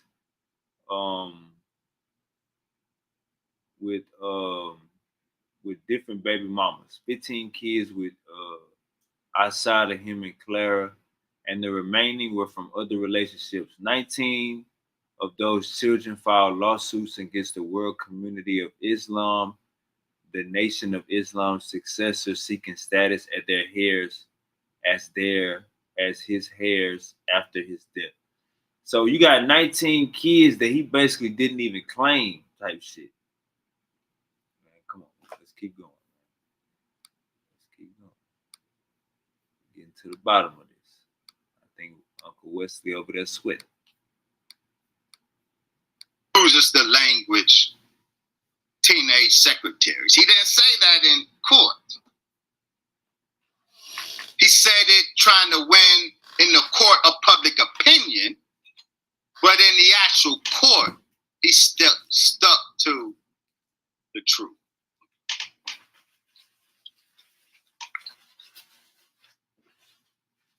So why was it private? Why was it a secret?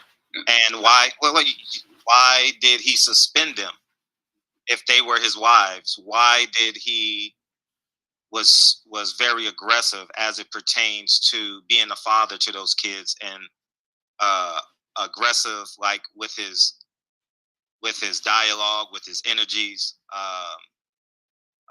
as it pertains to the women and them asking for money? I actually have interviews, and I'm going to clip you, and I have interviews with people that was around him at that time, and I'm going to clip you, and I'll definitely tag you at that point. But the point I want to make is, why was it a secret if those were his wives? Why did he suspend them? Why did he not acknowledge the kids before his vast Nation of Islam? That was his private life.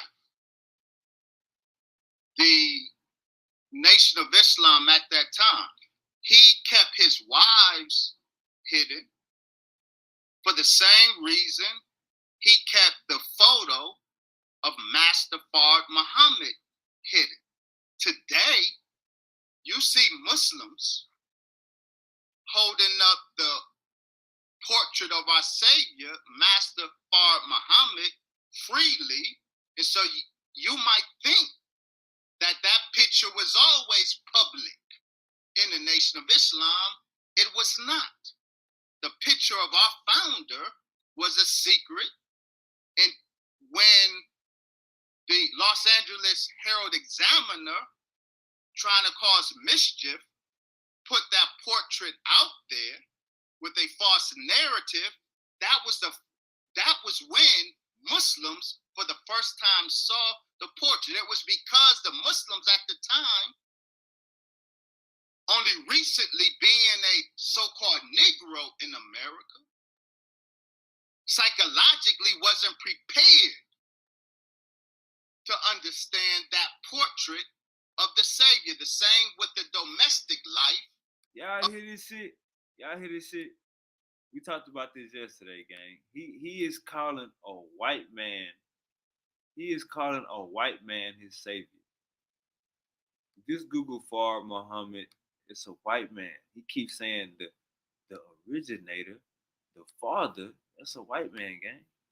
What is he talking about? Of the messenger of God. Most of the Nation of Islam, most of us Muslims, men in particular, only a few days up from being a Negro, a bona fide Negro, shaped and molded into the ways and thinking of the American white man, we were not able to appreciate his domestic life in the divine context that we needed to have. So he did keep it a secret.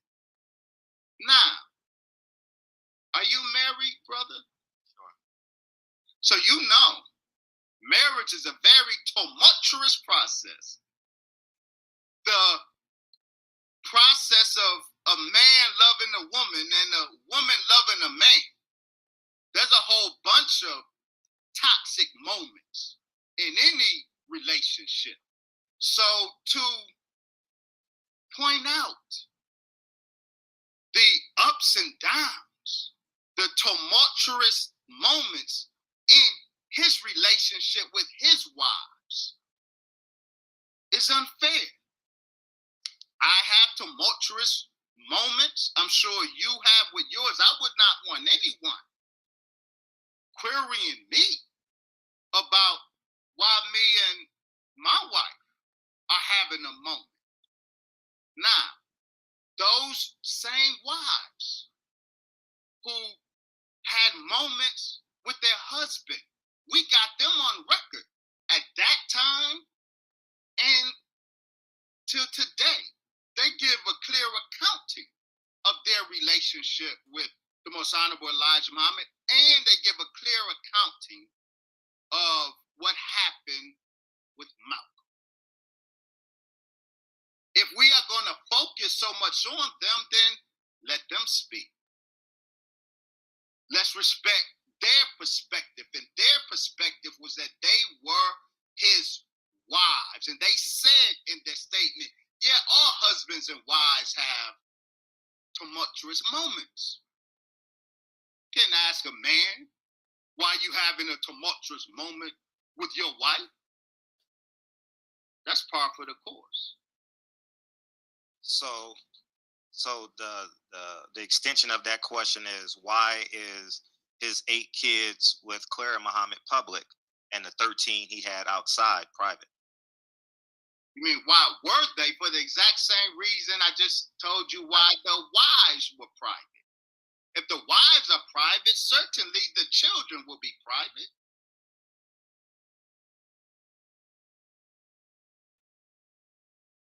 Private. Okay. And you, so Clara Muhammad has a wedding license, but the other wives do not. Because Clara Muhammad and the Most Honorable Elijah Muhammad got married when they were Christians. They had an American marriage. But then after they met with God, and God made the Most Honorable Elijah Muhammad his messenger, at that point, the criterion by which to judge his behavior, the behavior of the message. All right, Jesse. I don't think you heard him, Jesse. He said they were Christians, but when they met God, he basically saying that Christians and Muslims don't follow the same God, Jesse. All right, Jesse. So I don't think you follow the same God as the Bible, Jesse. But then these niggas will quote the Bible. This is crazy. Messenger of God. It's not the American judicial system. It's what the scriptures say. And so this is why Malcolm didn't have any problem going throughout the East Africa and the Middle East, embracing all of these Muslims and Africans who had multiple wives and concubines, none of which had an American court-issued license. But he embraced them. He loved them and offered no criticism because they had wives. Did Clara Muhammad embrace all those wives? Sister Clara was hurt, as a woman would. This is why, dear brother,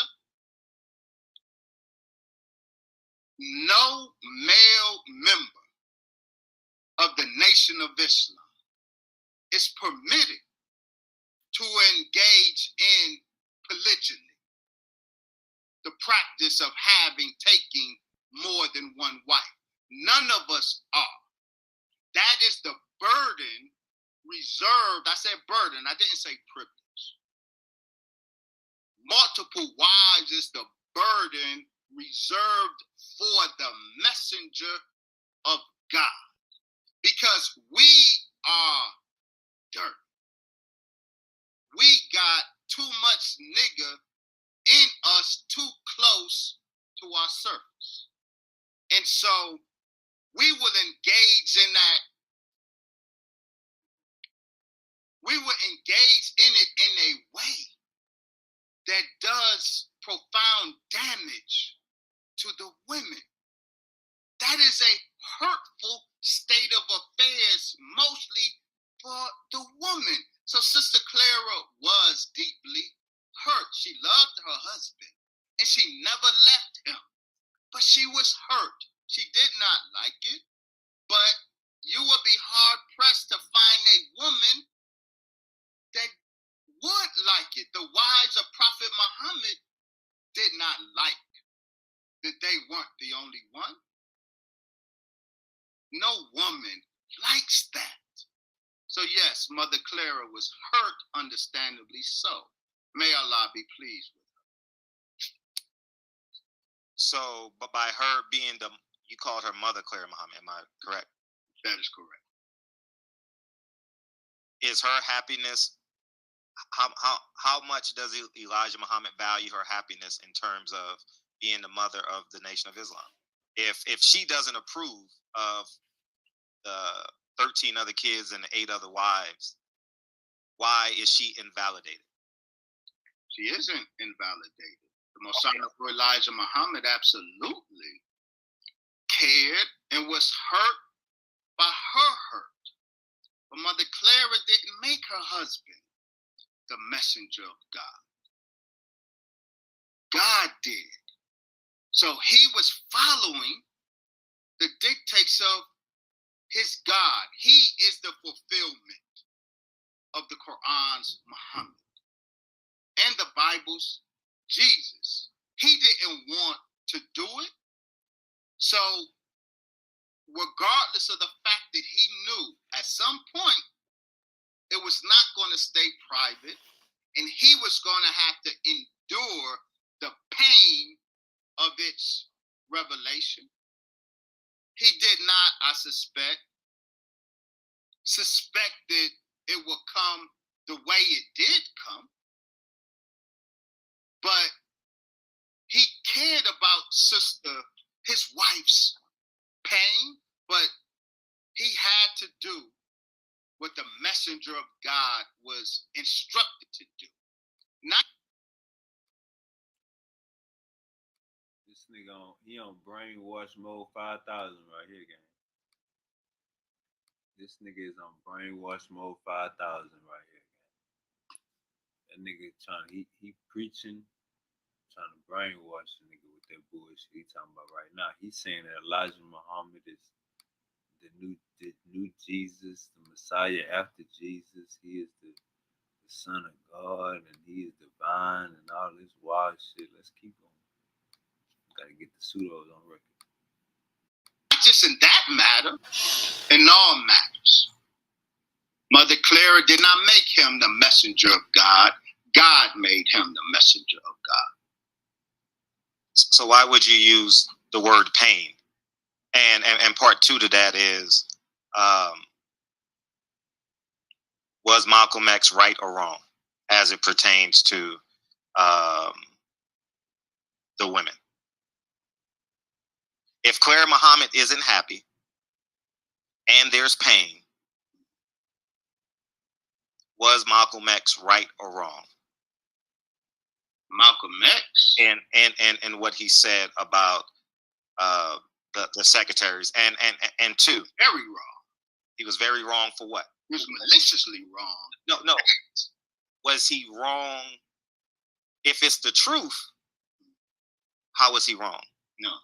One, he was wrong because in a court of law, he properly identifies them as what they were.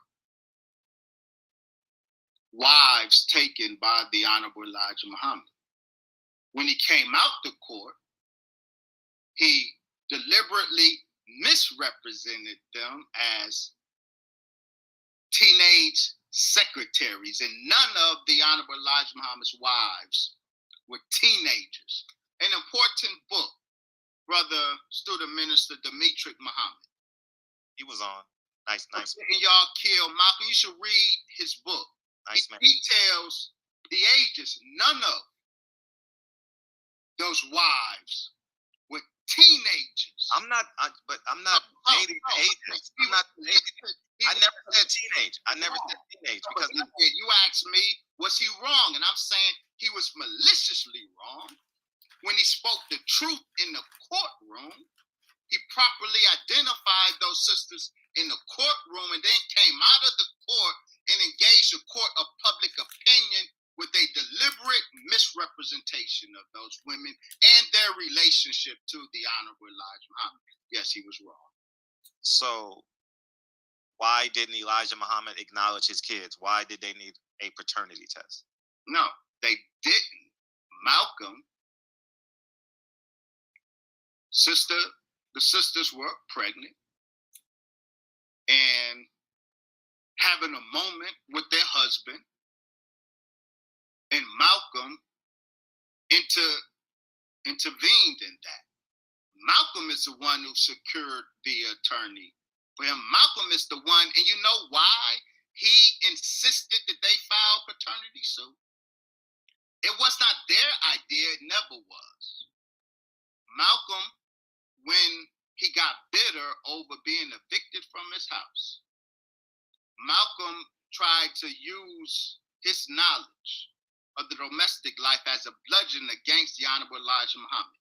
He went to newspapers with the story, and none of them would print it for fear of libel.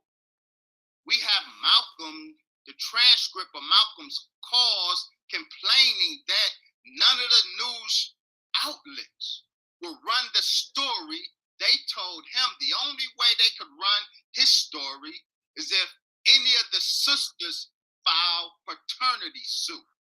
Malcolm took that, went to LA, and insisted that these sisters file a paternity suit. They initially resisted. He secured the attorney for them. He got them to file paternity suit. They say this.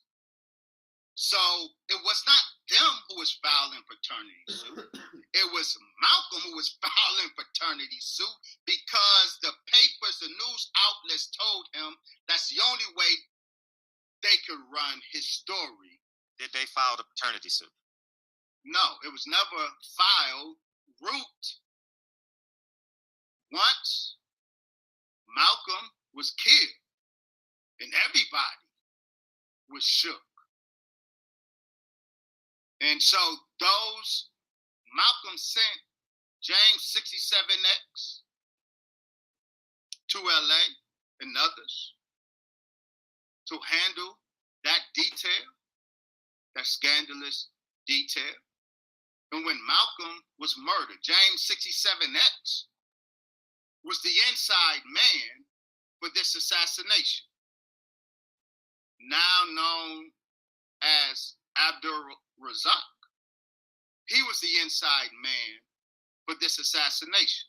So when Malcolm got killed in a public execution, Malcolm's wasn't an assassination. Martin Luther King's was an assassination. Robert Kennedy's was an assassination. But John F. Kennedy and Malcolm X, those were public executions.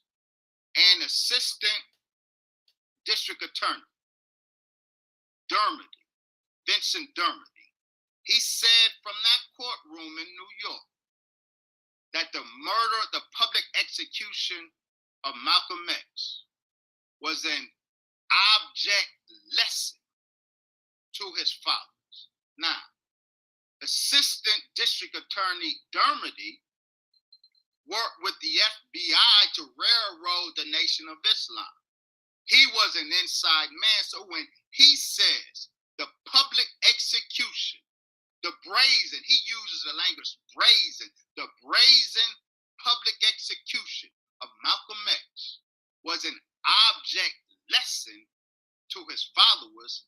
An object lesson is a lesson, an abstract principle taught by a physical example. His followers, his people, got the lesson. It was his people who were the primary organizers on the ground of the assassination. Malcolm's people, over at OAAU and MMI, not over in Newark. It was Malcolm's people who were the primary organizers of the hit. So when it went down,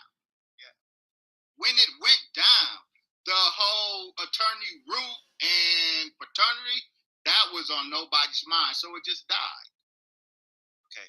Now, Wallace Muhammad, can you elaborate on the conversation you had with his mother about his dissatisfaction with the disrespect of Clara Muhammad and the disrespect of his kids from his first marriage? That the conversation, I know you saw the conversation with him and Louis Farrakhan on the DS having a conversation, and why was he dissatisfied with his father and kicked out of the Nation of Islam or suspended? I don't know what words you guys use, but suspended from the Nation of Islam for having these conversations. Multiple times, 5, 6 times, sure. Right. But that wasn't why he was put out the Nation of Islam. I mean, but it was for multiple reasons. But right, and they're important. But if we can answer just this, can we answer this part, and then you can elaborate and go as long as you want. Yes. Why was Clara Muhammad hurt and Wallace Muhammad hurt? Because Elijah Muhammad had all these wives and kids. Well, we answered your first question, why Mother Clara was hurt. I know that, but now I'm adding to it. Yes. So that answer implies the answer to your follow-up question. All of the children of Mother Clara saw her in her hurt. They loved their mother. And just as Mother Clara couldn't get past her hurt over her husband's domestic life, her children could not get past the hurt it caused their mother. So we in the Nation of Islam, under the Honorable Brother Minister Louis Farrakhan, are not allowed to judge the children of Mother Clara.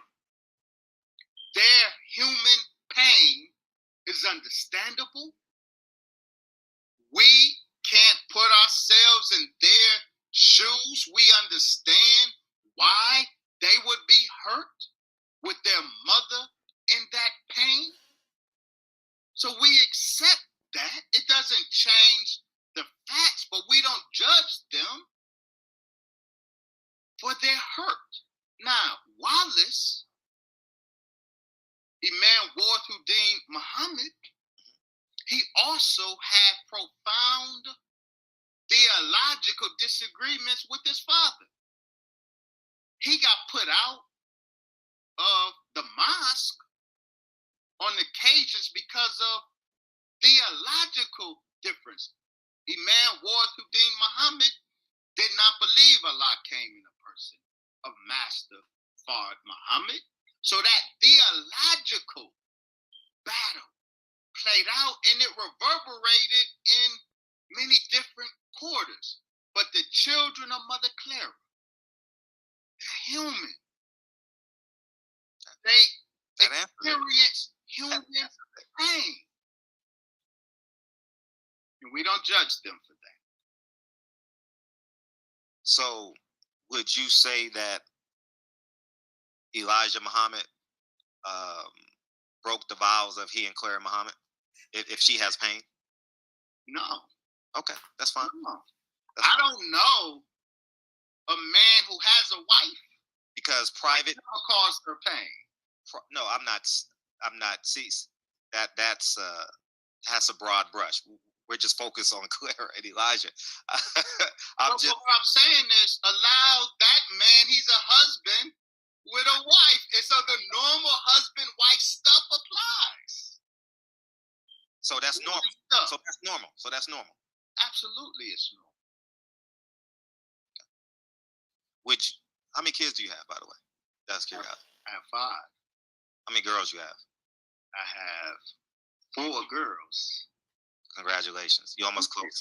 You actually was attempting to follow in the footsteps of Malcolm. But let me would you allow either of your 4 daughters to be 9, 10, 11, 12? Say that again? Would you allow either of your daughters to be 9, 10, 11, 12 of Elijah Muhammad's wives? Hey, watch how he flip his answer right here. Hey, this funny. So Fred is asking him, would you allow your daughters to be in polygamous relationships, be number 9, 10, 11, and 12? Initially he gonna say no, but then he gonna say if God asked one of my daughters to be one of his wives, yes, I would let God marry one of my daughters. Watch how he flipped the script in real time. Asking a question. The honorable, that's an impossibility. Would I allow my daughters? Because I'm trying to understand. Muhammad's wives? Are you asking? Yes, I'm asking. Question: would I allow my daughters? Yes. To engage in a polygynous relationship? Because he's doing God's work. That's why I'm asking. Would you allow your 4 daughters to be wife? You're saying that if I were back in 1965, would I allow? Because there's an illogic. Let's keep it. So 2 questions you can ask me. Would I allow, Brother Wesley? Would you allow your daughters to be a sister wife? Is that what you want to know? Would I allow my daughter to be a sister wife? I would say no, because me, as a man, I can't take sister wives. So I would not want my daughter to be a sister wife. So that goes against your. So that goes against your. The Nation of Islam, it is forbidden for men to take wives, and it is forbidden for women to be sister wives in the Nation of Islam. It was then, it is now. So you would. Hey, this the whole issue, gang. I'm gonna be honest with y'all. This the whole issue. Check me out. We've been rocking for 2 hours. Check me out. Elijah Muhammad, he wanted to have more than one wife. Hold on, let me give me 1 second. Let me run it back. I mean, but it was for multiple reasons. But Right.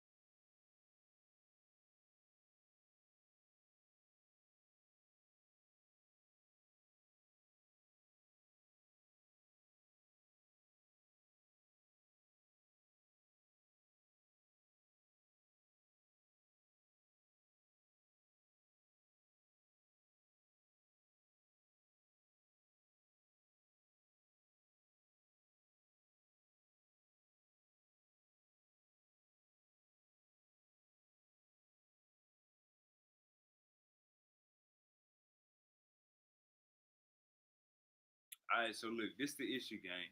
The issue is this: Elijah Muhammad wanted to have multiple wives, but the rest of the congregation can't have multiple wives. Um, Elijah Muhammad's daughters want to wear mink coats during the church service.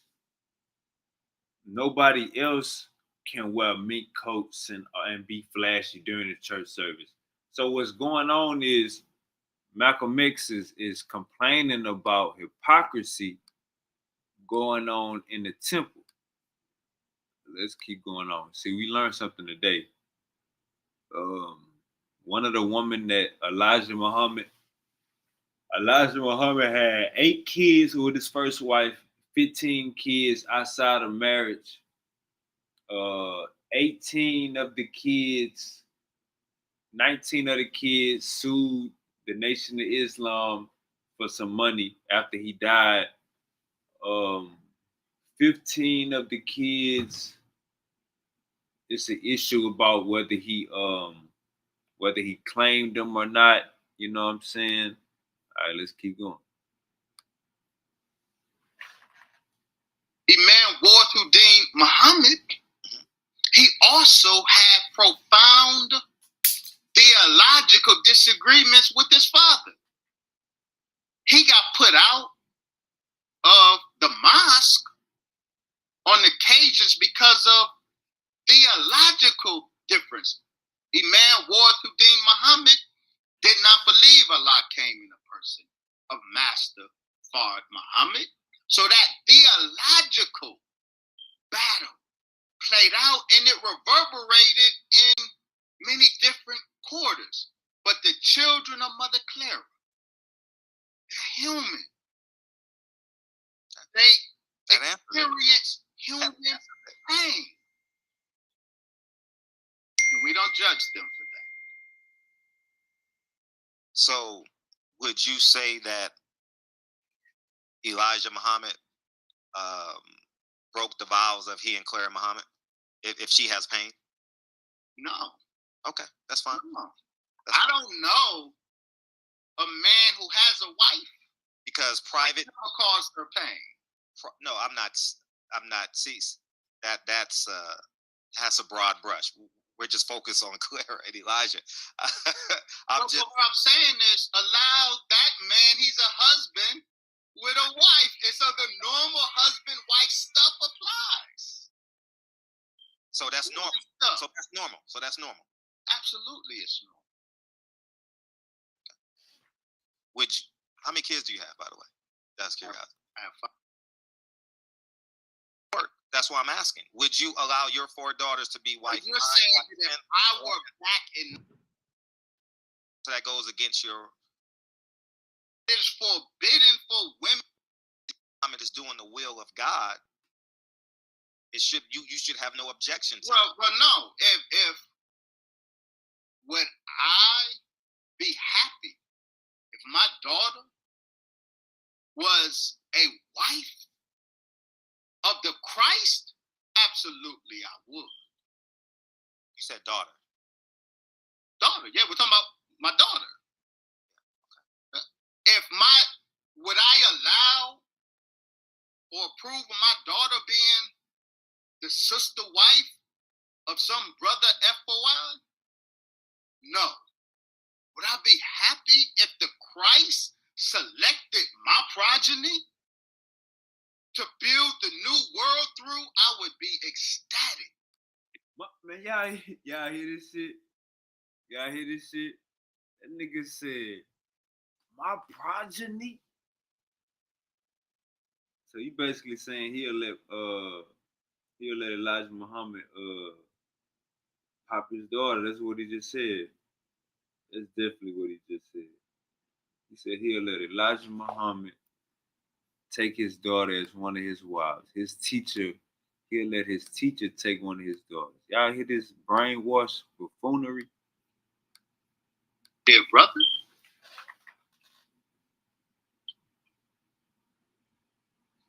So you wouldn't object. I'm trying to get clarification on because you just flip flopped in your answer. So what I'm no, there's 2 levels of answer. And that's why I keep saying that there's a difference. I don't know why you're not recognizing.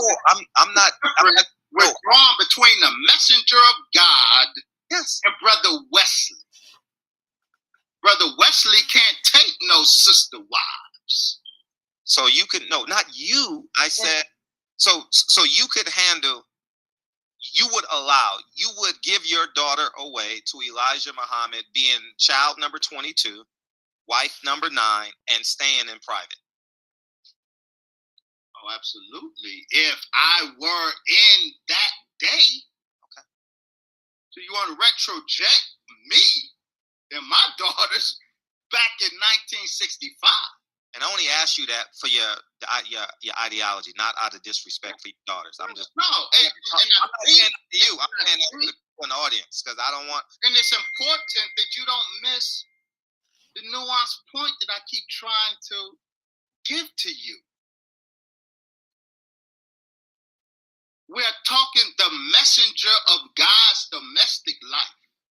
It's not the template for FOI's domestic life. And so, no, I would not allow my daughter to be a sister wife to any brother. But if the messenger of God selected my daughter as a divine wife, a mother of the faithful, yes, I would be ecstatic. And I would understand, dear brother, that there's a lot that goes with that. That very difficult and burdensome situation, because it's a divine situation. Those circumstances are above my intellectual and spiritual pay grade. That's real fancy. Okay, now let's digress to Malcolm and Islam. You said in Islam you can have more than one wife. It allows you to have more than one wife because this is not this ideology in this country, right? I'm paraphrasing what you're saying for understanding. My understanding. I'm regurgitating my understanding. So if you don't agree with a normal Nation of Islam member having more than one wife, which is allowed by the Quran, according to what you just said 35 minutes ago. I have it in my notes. I say it right now. Oh, I know. Why would you forbid your daughters in 2021 to do it if the Quran, in which you follow every day of your life, allows it? The Quran allows, under certain circumstances, the taking of 4 wives. We in the Nation of Islam in the West, we do strive to follow the Holy Quran every day of our life, but we don't stop there. This is the son of Islam that's rising in the West, rather than the son of Islam that has historically rose in the East. So while the Quran permits it, the Nation of Islam in the West forbids it for the male members at this time. It's circumstantial. That same Quran also allows concubines. It allows concubinage. What the right hand possesses, concubine a female slave taken in war. But we in the Nation of Islam are not going to engage in the practice of concubinage. So everything that's permitted in the Quran isn't prescribed for us here in the West, because we're talking about the so-called Negro who was born in the sin and shaped in the iniquity of American white supremacy. So the religion of Islam is regional. Oh, in its manifestation, it's very regional. It's profoundly regional in its manifestation. God is regional. That's interesting. No, you didn't talk about God. You said Islam. And no, I'm saying that Allah is God. So I'm saying, well, but God ain't Islam in its local manifestations.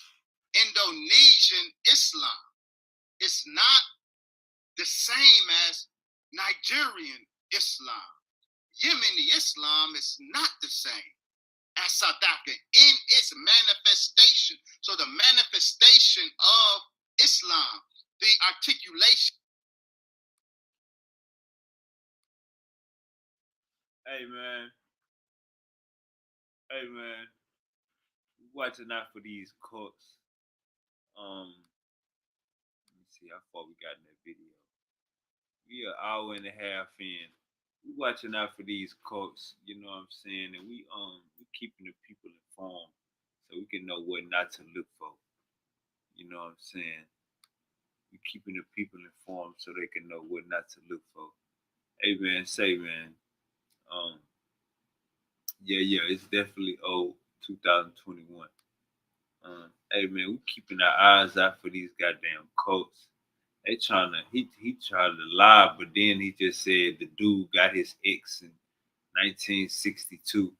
Hey, look, bro, you motherfuckers is guilty. You know what I'm saying? As long as you got Super Wavy here, I'm gonna stand on the neck of the ancestors, stand on the shoulders of the ancestors, and we're gonna keep getting this goddamn information out. You know what I'm saying? We learn every day. Today we just learned that Malcolm X fiance got pregnant by Elijah Muhammad. You know what I'm saying? Then Elijah Muhammad wasn't trying to claim her as his wife or wasn't trying to claim the kid or something like that. That's when Malcolm X stepped in and that's when he felt some type of way about it, I guess. Hey man, y'all know the motto, we learn every goddamn day. You know what I'm saying? I'm about to go get me something to eat. And we on the Malcolm X marathon. So for the next couple of days, I'm gonna be going live and we're gonna be dropping this Malcolm X knowledge. Today we learned Wesley Muhammad gave us like 3 or 4 names, you know what I'm saying, to look into, do our research on. So we gonna dig this shit piece by piece, and every day we gonna learn some new shit, you know what I'm saying? I think we all learned some new shit just off of the fact that what Wesley Muhammad is actually attributing to. You know what I'm saying? It's like he's killing himself, but then he's adding all of these details and rabbit holes to make it seem like, okay, it's not that bad. Nah, brother, we understand what y'all did, brother, and we're gonna get to the bottom of it. Peace to everybody for tuning in. Y'all already know I'll be back tomorrow.